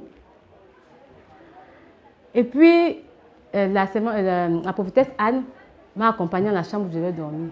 Je dormais dans la même chambre avec elle. Le lendemain, déjà quand j'ai dormi, ce soir-là, j'ai dormi comme un bébé. J'avais jamais dormi. Sans même un petit cauchemar comme ça, que je me suis réveillée le matin, j'ai dit prophétesse. Bon, servante de Dieu, parce qu'à l'époque, elle était encore servante de Dieu. J'ai dit, servante de Dieu, je n'ai pas fait de cauchemar. Elle me dit, aïe. J'ai dit, je n'ai pas fait de cauchemar. D'habitude, je fais que c'est mon quotidien, les cauchemars. Je n'ai pas fait de cauchemar. Elle me dit, hé, ma chérie, tu sais que tu as un bon endroit, t'inquiète pas, ta demande va se faire. Elle m'a un peu donné son témoignage, elle dit que moi-même là, si les esprits de ma famille m'ont fatiguée, regarde comment je suis aujourd'hui. Moi, j'étais comme toi, je ne pouvais même pas sortir. Même ouvrir, même. Tout me faisait peur même dans la maison. Peut-être ta part même c'est petit. Moi, dès qu'elle mettait mon pied quelque part comme ça là, je tremblais comme ça là. Si je veux même toucher un truc comme ça, je stresse, machin. Je dis que, ah, mais c'est la même chose que j'avais. Elle me dit oui. Je dis que, ah, donc ça pouvait s'arriver à quelqu'un d'autre comme ça. Elle me dit oui, t'inquiète pas, ta part même c'est petit. Tu vas être délivré. On va descendre, on va couper tes cheveux. Je dis, mais pourquoi? Elle me dit que, parce que certains esprits restent dans les cheveux. J'ai fait, mes cheveux sont courts. Elle me dit, non, on va tout raser. J'ai dit que j'avais rasé mes cheveux. Elle dit que non, on va tout raser. Là où elle m'a expliqué que les pommades, c'est pas bon. Si j'ai mis des pommades et tout, même si mes cheveux sont courts, je dois coiffer. On a entendu, elle a coiffé mes cheveux. Mais je me sentais seule. Je me suis mise à pleurer. J'étais en bas, sous le préau. Elle me dit, pourquoi tu pleures? J'ai fait, je ne sais pas, je me sens toute seule. Je suis perdue. C'est ma première fois d'arriver dans un endroit comme ça. Elle me dit, oh ma chérie, tu n'es pas seule. Elle a appelé Papa Soro. Papa Soro m'a conduit vers l'évangéliste. J'ai expliqué un peu à lui que je me sens seule et tout ça. Il me dit non, il ne faut pas te sentir seule. Il a fait appel à moi de bénir que bon, si la personne va s'occuper de toi, si tu as un petit problème comme ça là, il faut lui en faire part, elle va m'en faire part et puis on va résoudre le problème. Là, c'est comme ça qu'elle commençait à me disposer. J'étais arrivée, je pense, un vendredi. Il m'a dit que pour l'heure, il faut que je me repose et que vu que il y aura un enseignement le lundi et le mardi, je vais commencer le jeûne. Entre-temps, il y avait des sœurs aussi qui étaient venues de la France, mais elles étaient venues le lendemain de mon arrivée. Ça m'a aussi rassurée parce que je n'étais pas la seule française. Elles étaient aussi là pour leur délivrance. Donc, on s'est un peu motivés tous les trois. On a fait un enseignement le lundi. C'est là que j'ai appris vraiment le dépouillement, en fait. C'était vraiment très puissant l'enseignement. Ça m'a vraiment touchée, vraiment, quoi. C'est là que j'ai compris vraiment pourquoi Dieu demande de ne pas faire ci, de ne pas faire ça, de ne pas faire ci, de ne pas faire ça. J'ai vraiment accepté la saine doctrine, vraiment accepté. C'est vrai que je me posais encore des questions sur certaines choses, mais en général, j'avais accepté ça. Et puis, quand le pasteur Kouma a dit, vous allez jeûner 5 jours secs, les gens ont crié, hey, 5 jours secs. J'ai dit, mais vous avez jeûné vous avez passé votre temps à manger toute votre vie. Pour votre délivrance là, 5 jours là, c'est rien. Donc, pour votre délivrance, supporter 5 jours. 5 jours seulement, sur toute une vie, vous avez passé votre temps à manger. 5 jours, c'est rien. Quand il m'a dit ça, je dis que mais c'est vrai, il a raison. 5 jours, c'est quoi? On a passé tout notre temps à manger. Ça n'a pas empêché les esprits de venir nous posséder. Donc, pour 5 jours comme ça, là, je vais rater ma délivrance. Je sais qu'il suis prêt, il n'y a pas de problème, je vais payer 5 jours. Je suis venue voir l'homme de Dieu. L'homme de Dieu, mais comme j'étais tout chétive, j'étais toute mince, j'avais tellement maigri. Il me dit, tu es sûr que tu peux faire 5 jours de jeûne? J'ai fait, ah, homme de Dieu, je vais essayer. Oh. Si j'y arrive, tant mieux. Si j'y arrive pas, tant pis. Mais moi, j'aurais essayé. Moi, je veux vraiment être délivrée. Il me dit, ok. Par la grâce de Dieu, je me suis disposée. Je me suis vraiment disposée. Et ma délivrance est faite.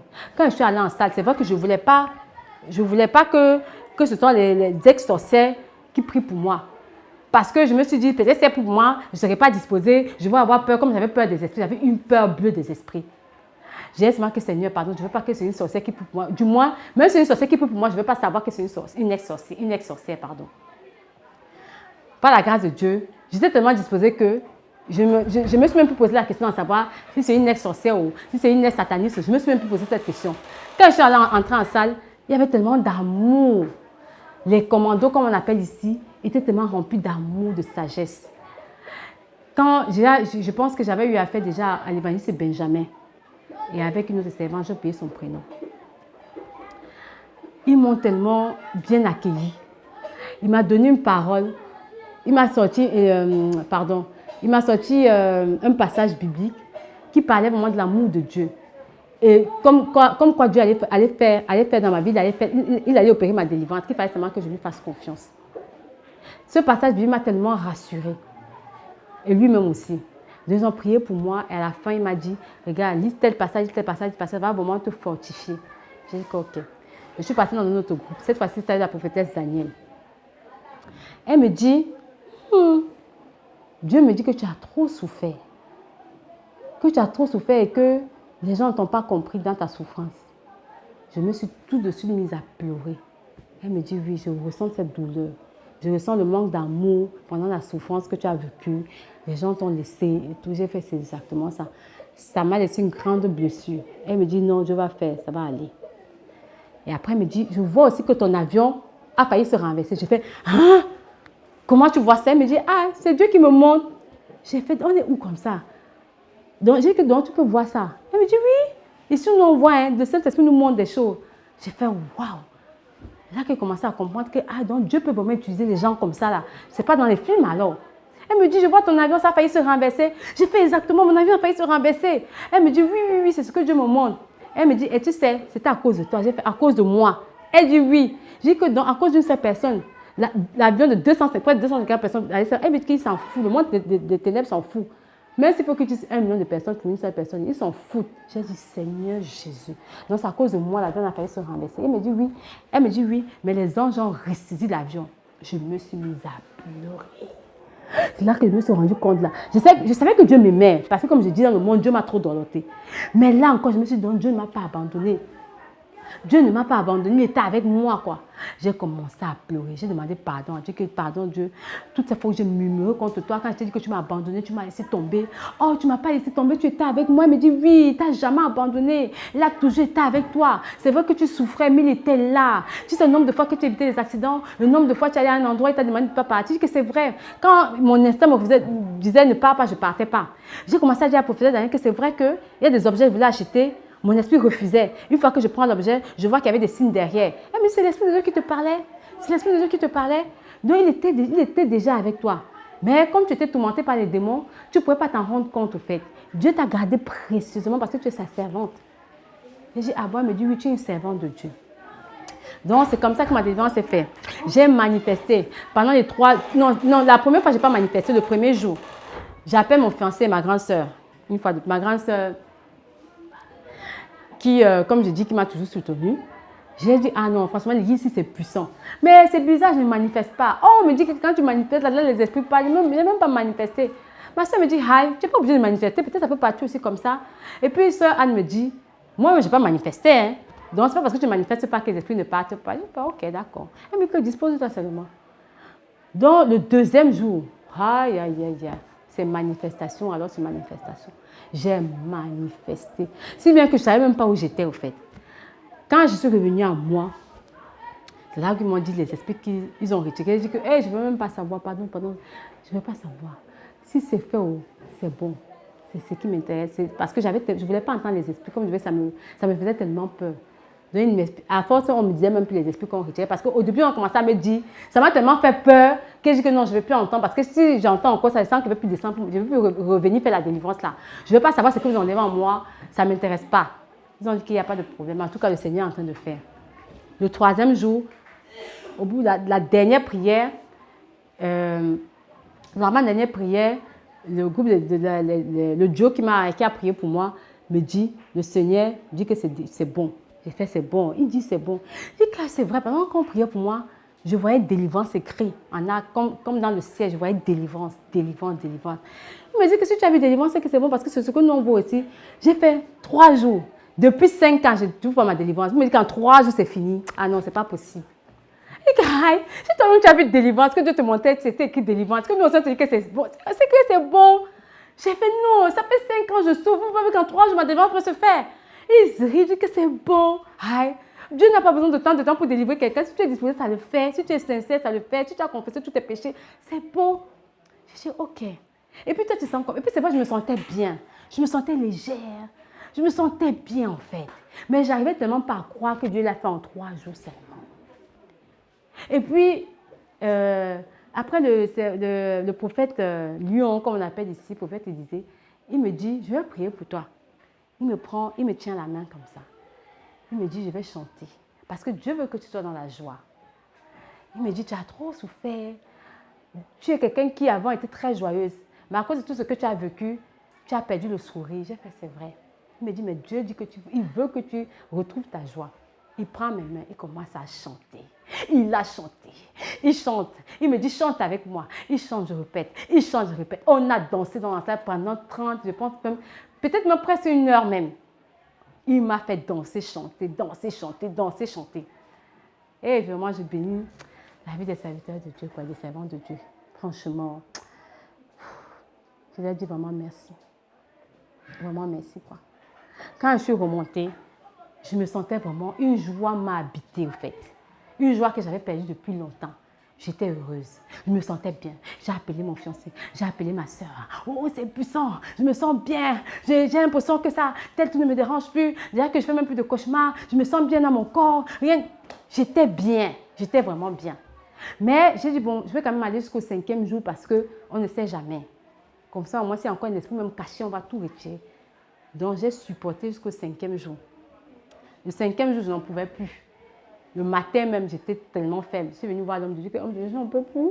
Il me dit, c'est ton 40e jour. Je dis que 5e. Il me dit que tu as fait 5 jours. J'ai fait oui. Il me dit, oh, je ne savais pas que tu allais faire 5 jours. J'ai fait 5 jours. Il me dit, mais c'est puissant, c'est bien même. Supporte encore un peu. On va prier pour toi et puis tu vas couper. Je suis descendue, le prophète Daniel a prié pour moi, avec le prophète Tidja. Ils ont dit qu'ils n'ont rien vu. Mais qu'il faut simplement que j'apprenne à faire confiance à Dieu. Et c'est comme ça que j'ai coupé. Là, c'était bon, j'avais ma délivrance. Mais je sais pas, j'étais dans la joie, mais je n'arrivais pas à exprimer ma joie.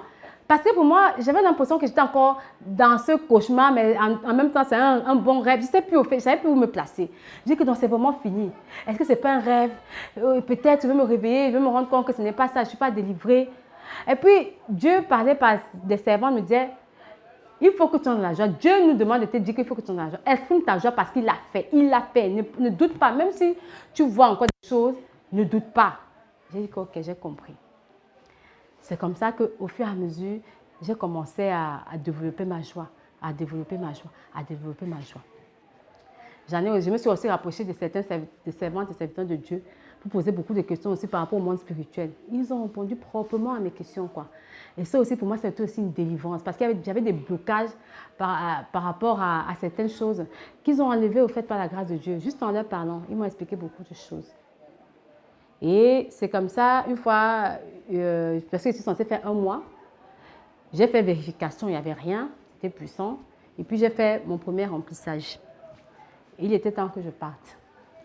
Quand je suis entrée dans le bureau de l'évangéliste, il me regarde. Il me dit, waouh, tu as changé, tu es devenue belle. Et puis tu as pris du poids, waouh, et tout. J'ai dit, ah, c'est vrai. Il me dit, non, tu es devenue belle. J'ai dit, ok. Il me dit, tu rentres quand? Je rentre dans une semaine. Il dit que, bon, tu vas faire le baptême. J'ai dit, ok. Quand il m'a dit, aller me regarder, j'étais à Casino. Je me suis regardée un peu comme ça, sur le miroir. J'ai fait, hé, c'est vrai. Parce qu'avant, je ne voulais plus me regarder dans une glace, on dit en France, devant un miroir. Parce que je n'aimais pas comment j'étais au fait. Je me regarde comme ça, je me trouve belle. Je dis, oh Seigneur, sans pommade, sans rien. Ah, comment je suis belle, je me trouvais tellement belle. Je trouvais que c'est comme si j'avais un masque au fait, le masque était tombé au fait. Comme si j'avais retrouvé mon éclat d'avant au fait.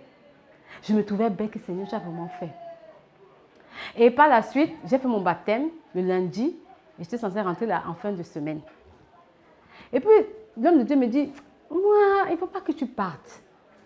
Il fallait un peu encore rester pour entrer dans la délivrance là, et combattre un peu les esprits. J'ai fait, homme de Dieu, non, moi je ne veux pas faire ça. Je ne veux pas faire ça. Je ne suis pas venue pour ça. Je suis venue pour ma délivrance, c'est parti. Elle me dit, il me dit, tu es une grande servante de Dieu. Je suis une grande servante de Dieu. J'ai fait, oui, je veux servir Dieu avec mon argent à distance. Je ne peux pas, l'esprit là, je ne veux pas. Moi, j'ai peur des esprits. Vous me dites comment je vais chercher les esprits. Je ne peux pas chercher les esprits, je ne peux pas faire ça. Mais j'ai dit, bon, d'accord. Ok. Donc, le jour de mon départ, je suis venue, il a prié pour moi et je suis rentrée. Hey, Jésus-Christ. Je suis rentrée, je n'étais pas la même personne. Mon mari, mon fiancé à l'époque, avait vu que je n'étais plus la même personne. Mon fils me dit, mais maman, tu as changé, tu es devenue comme ça, que oui, le Seigneur a fait. J'étais des chansons de louange à la maison, des cantiques de louange, on louait le Seigneur et tout ça. J'ai appelé ma soeur, c'est bon, c'est fait et tout ça là, quoi. Elle me dit, ok. Et pendant ce temps, mon mari avait eu une promotion dans une autre ville. Donc, on était censé déménager. Dans la ville où on est actuellement, à Toulouse.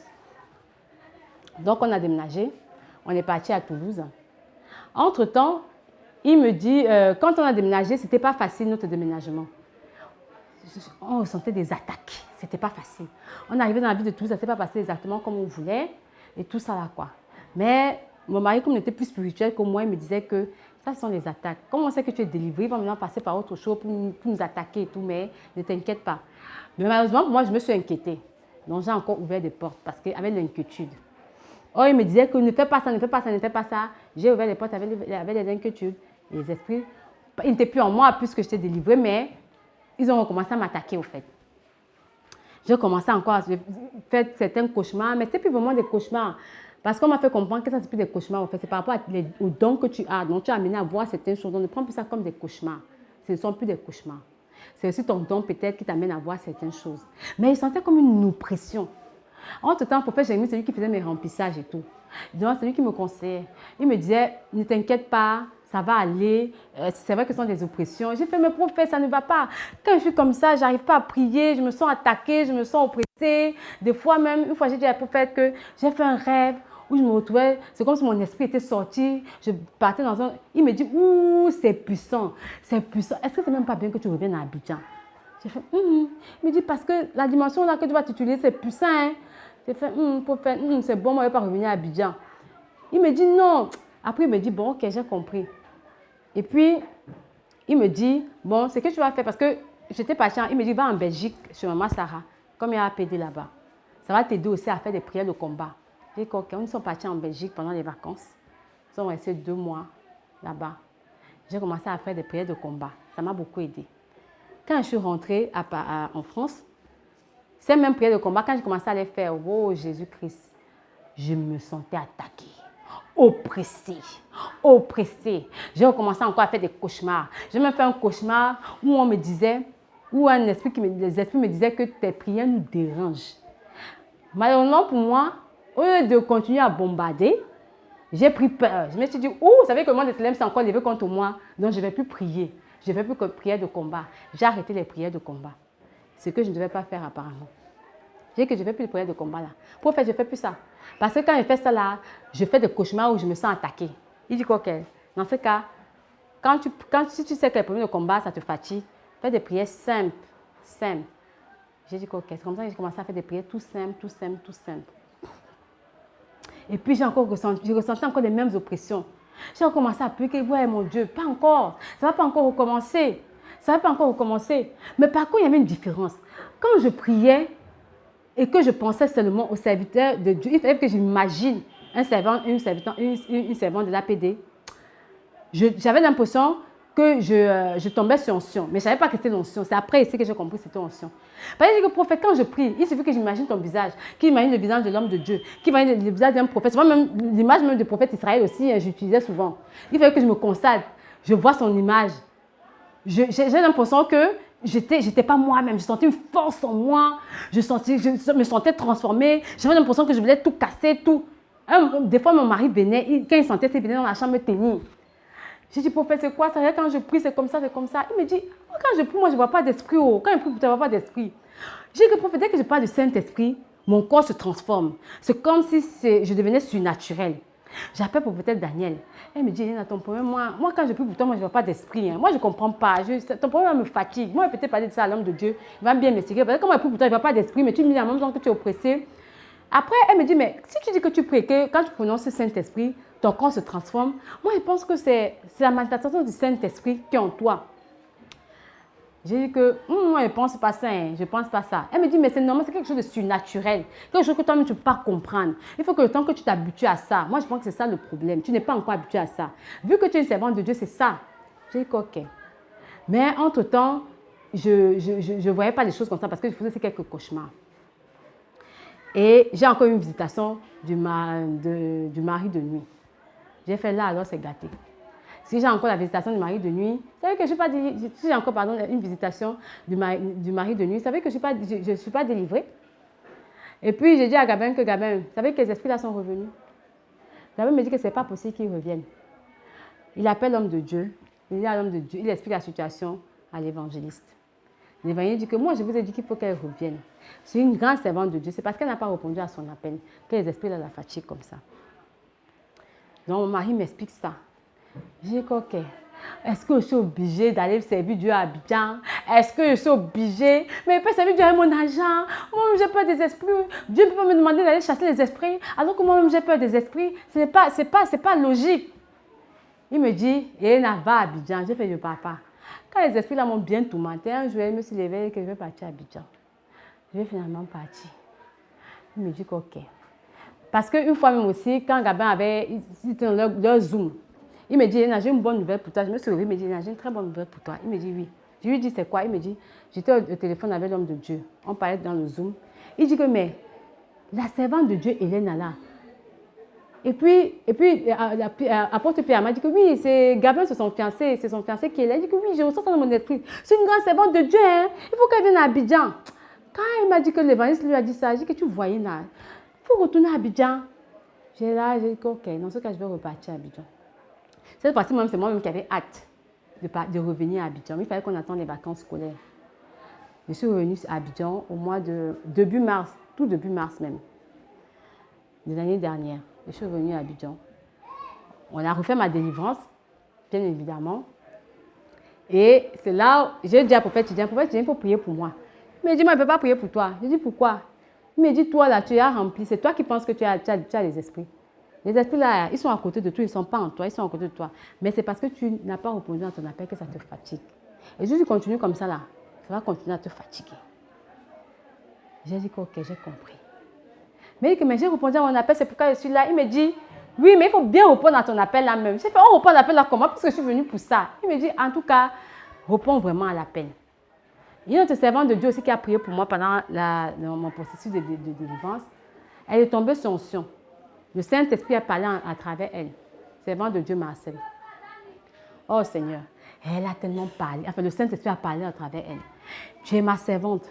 Pourquoi est-ce que je ne réponds pas à ton appel? Pourquoi est-ce que tu as tardé les choses? Pendant que mes âmes meurent, pendant que mes âmes ont besoin de guérison, tu es là. Tu attends quoi? Tu attends quoi? Vraiment, ça résonnait. Elle criait vraiment comme si le Saint-Esprit n'était pas content de moi. Je me suis mise à pleurer. À pleurer. J'ai demandé pardon. Quand elle est revenue en elle-même, elle me dit, tu as entendu ce que le Saint-Esprit a dit? J'ai dit que oui, j'ai compris.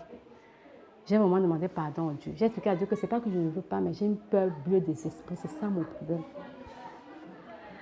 Et donc, entre-temps, je suis restée là, on a fini ma délivrance, tout était bon. Mais ce n'était pas encore trop ça. Je n'avançais pas. L'homme de Dieu aussi ne me disait rien. Une fois, il me rapporte du prophète Jérémie. Je suis venue à Abidjan pour rester comme ça, à ne rien faire. Il me dit que non. Pour l'instant, Dieu veut que tu le regardes comme ça. Dis-toi que tu es dans le jardin de Dieu en train de te balader. Il est content que tu sois dans son jardin et que tu te promènes, même si tu ne fais rien pour l'instant. Oh, Dieu voulait vraiment prendre le temps avec moi. Il voulait que je m'adapte parce que ce n'était pas si facile pour moi de vivre en Afrique. Il voulait vraiment que je m'adapte d'abord au climat, que je m'adapte aux conditions et tout ça là quoi. Et c'est exactement ce qui s'est passé. Je pense que j'ai mis 3 mois d'adaptation. Et après, je suis tombée malade malheureusement. J'ai eu le palu. Et j'ai repris mon remplissage. Pendant mon remplissage, mon dernier remplissage, le prophète Herman qui avait prié pour moi. Quand on a fini le remplissage, il me dit, je vais te parler après. J'ai compris. Je suis sortie. Entre-temps, je l'ai trouvé l'état avec maman Togo. Il dit, maman Togo. Il m'appelle, il me dit, viens, servante de Dieu, je viens. Il me dit, hé, maman Togo, je n'ai jamais... Quand j'ai prié, c'est la première fois que je prie pour un remplissage, je vois ce que j'ai vu. Ce qui est descendu, c'est cette fille, quand j'ai prié pour elle, je n'ai jamais vu. Il y a une pluie d'onction qui est descendue sur elle comme ça, là. Elle a beaucoup de dons, mais j'ai l'impression qu'elle ne s'en rend pas compte. J'ai fait, hé, prophète, il me dit, c'est vrai, crois, tu as beaucoup de dons, Dieu veut t'utiliser, mais c'est toi qui retardes les choses. Je n'ai jamais vu ça. Il veut que ça commence même maintenant. J'ai fait, il me dit, il faut que tu vas dans les hôpitaux parce que tu as les dons de guérison, tu as les dons de ceci, tout ce que je n'aimais pas. Moi, j'avais peur des malades, pas parce que les malades me faisaient, je sais pas, je ne voulais pas toucher un malade parce que j'ai l'impression que si tu touches un malade, il va être contaminé. Il me dit, tu as les dons de guérison, dons de résurrection. J'ai fait, pardon, je ne veux même pas. Il me dit, c'est qu'il fait mes oreilles que je ne vais pas entendre ça, pardon, ne me dis pas ça. J'ai que tous les dons, il me dit que j'ai que tous les dons que tu me cites là. Moi, j'ai peur de ça. Je ne me vois pas en train de faire ça. Je ne me vois pas. Il me dit, pourtant, c'est ce que Dieu a mis en toi. Tu as peur, non? Tout ce qui te fait peur là, c'est ça, c'est comme ça même que Dieu va t'utiliser. J'ai fait, Seigneur Jésus, je vais faire comment? Je vais faire. Il me dit que ne tarde pas les choses. Comment ça va venir? N'aie pas peur. Ce n'est pas toi qui fais, c'est Dieu qui fait. Amen. J'ai dit, ok, j'ai compris. Entre-temps, je voulais commencer l'intercession, mais ce n'était pas évident pour moi avec la chaleur et tout ça là, quoi. J'ai dit au Seigneur que Seigneur, je fais comment? La chaleur et tout. J'ai commencé un peu, je me suis arrêtée. Et c'est tombé pendant les vacances, mon mari est venu parce qu'on devait se marier. Il est venu, on a fait la délivrance avec mes enfants. Par la grâce de Dieu, tout était puissant, on s'est mariés. Donc, c'est tombé aussi au moment où je devais faire intercession. Mais comme il s'est venu pour la délivrance, on a trouvé mieux que je me sacrifie vu que j'étais censée rester. Pour qu'il fasse la délivrance et qu'après, une fois qu'il serait reparti, je devais faire une intercession pour les laisser au moins le temps de faire la délivrance. J'ai dit OK. Et c'est comme ça qu'ils ont fait la délivrance, c'était puissant. Mon mari et moi, on s'est mariés. Je suis devenue Madame Fosso maintenant, avec tout le soutien de l'église APD. Tout s'est bien passé. Par la grâce de Dieu, mon mari a consacré, l'évangéliste a consacré par la demande de Dieu, mon mari, qui est maintenant pasteur à l'église de Toulouse et tout. Donc, moi, après le mariage, c'est vrai que j'étais fatiguée. J'ai dit à mon mari, je vais prendre 3 jours de jeûne. Il me dit pourquoi? Je fais parce que je sens que j'ai besoin de ça, en fait. Je vais prendre 3 jours de jeûne pour comprendre ce qui ne va pas. Parce qu'entre-temps, prophète Gédéon avait prié pour moi. Avant mon mariage, j'avais prié pour moi, prophète Gédéon. Parce qu'il disait à prophète Gédéon, depuis que je suis ici, je ne comprends pas. J'arrive pas à prier, j'arrive pas à adorer le Seigneur. Oh, moi, j'aime bien l'adoration. Mais quand je vais adorer le Seigneur, je sens comme des oppressions. Quand je veux prier, je sens comme des oppressions, comme si on m'empêchait de prier. Comme si on m'empêchait, il me dit que mais c'est parce que tu as une bouche autorisée. C'est pour ça que moi, je ne veux pas que tu parles, il ne veut pas que tu pries. Parce que quand tu vas prier là, ça les dérange.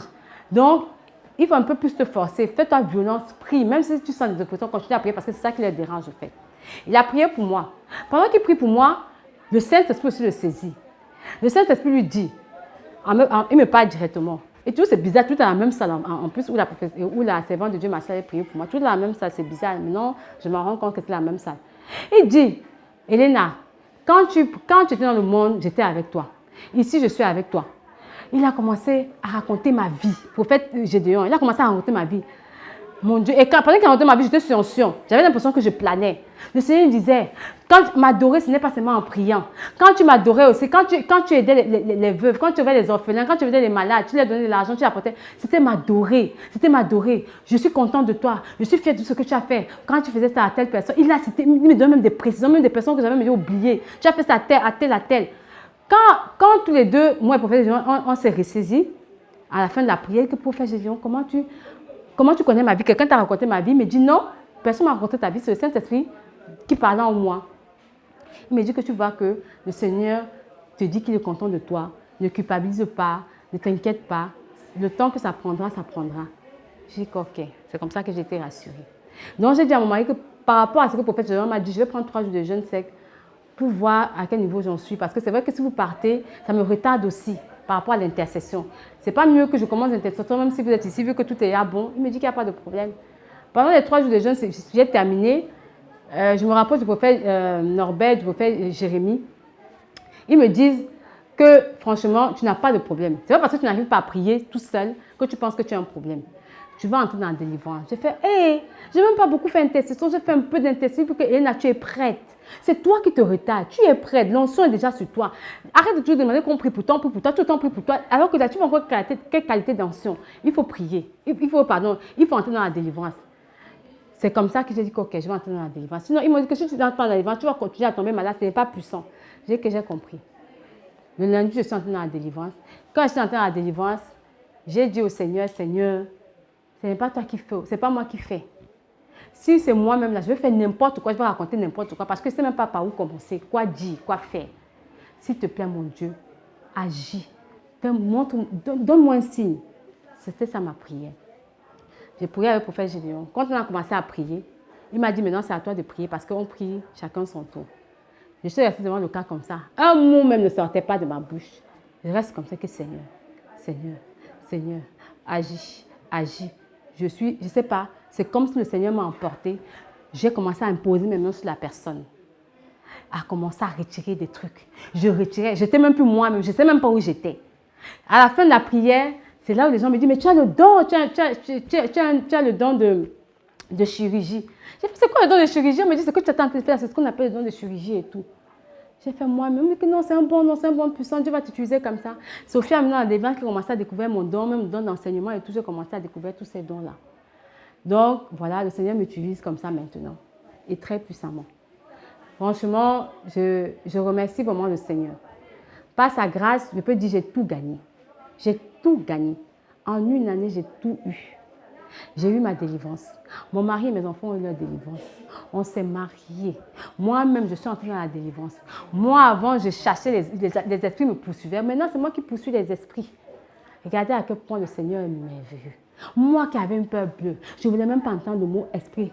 Dès qu'on dit un esprit comme ça, j'ai seulement envie de fuir. Maintenant, aujourd'hui, c'est moi que Dieu utilise puissamment pour chasser les esprits dans le corps des gens. Je me rends compte à quel point ça fait du bien aux personnes. Quand je leur parle de moi, quand je leur parle de mon témoignage en salle, les personnes comme ils sont touchées. Quand quelqu'un te dit merci, alors ce n'est même pas nous qui faisons, c'est le Saint-Esprit qui fait. Mais ils te disent merci, tu sens que tu es utile à quelque chose au fait. C'est vrai que dans le monde on travaille, on est utile pour la société. Mais je trouve que c'est encore mieux d'être utile dans l'œuvre de Dieu. Quand tu sais que Dieu t'utilise pour sauver des âmes, pour moi c'est le meilleur travail du monde. Donc franchement, je lance un appel à toutes les personnes qui ont été dans ma situation, qui ne connaissaient pas le monde spirituel, parce que c'est qu'il y en a plein qui ne connaissent pas le monde spirituel, qui ignoraient le monde spirituel, pour leur dire que ça existe le monde spirituel. Ça existe. Je ne savais pas que ça existait, juste à ce que ça m'arrive. Mais je sais aussi une chose, quand Dieu t'a choisi, qu'importe les épreuves, qu'importe le nombre de temps que ça prend, qu'importe la durée de ta souffrance, quand Dieu te choisit, comme il a dit au diable, ne touche pas à l'âme de Job. C'est la même chose qu'il va faire avec toi. Le diable va te tourmenter, il ne va pas toucher à ton âme. Rien ne t'arrivera. Persévère seulement. Persévère. Continue à chercher ton Dieu. Parce que c'est seul Dieu qui délivre. Et quand on dit que c'est seul Dieu qui délivre, allez dans une bonne église. Allez dans une bonne église. Parce qu'il y a église et église. Ce qui délivre, c'est la parole de Dieu. C'est le respect de la parole de Dieu. Le respect de la parole de Dieu. Et dans la parole de Dieu, c'est la sanctification. Dieu demande à la sanctification. Une sanctification totale, corps, âme et esprit. Parce que si je n'avais pas respecté cette sanctification, corps, âme et esprit, je ne serais pas délivré, je ne serais même pas là aujourd'hui. C'est ça qui délivre. Quand on ne vous montre pas, ce n'est pas l'huile, les bougies, je ne sais pas trop quoi encore qui délivre. Non, c'est la parole de Dieu qui délivre. Parce que moi-même, quand je prie, j'invoque seulement le Saint-Esprit. C'est lui qui fait le travail. Il m'utilise seulement. Il nous utilise seulement pour faire le travail. Très simple comme bonjour. Sanctification, c'est tout. Donc franchement, j'exhorte quelqu'un qui est dans ma situation ou qui a été dans ma situation à venir faire sa délivrance à la maison de prière de délivrance. Par la grâce de Dieu, il y a eu une extension de la maison de prière de délivrance. Ce n'est plus à Abidjan seulement. C'est dans plein de pays, même en Europe. Cherchez seulement, appelez, on va vous donner des adresses. Où tu es, tu auras la solution. La maison de prière de délivrance est partout maintenant. Venez comme moi à la maison de prière de délivrance. Recevez votre délivrance et faites l'œuvre de Dieu. Parce que c'est à ça que nous sommes appelés. À servir le Seigneur et à gagner aussi le ciel. Ce qui est très important. Parce que la délivrance ne suffit pas seulement aussi. c'est de gagner le ciel. Donc, c'était ça mon témoignage. Je vous remercie. À bientôt.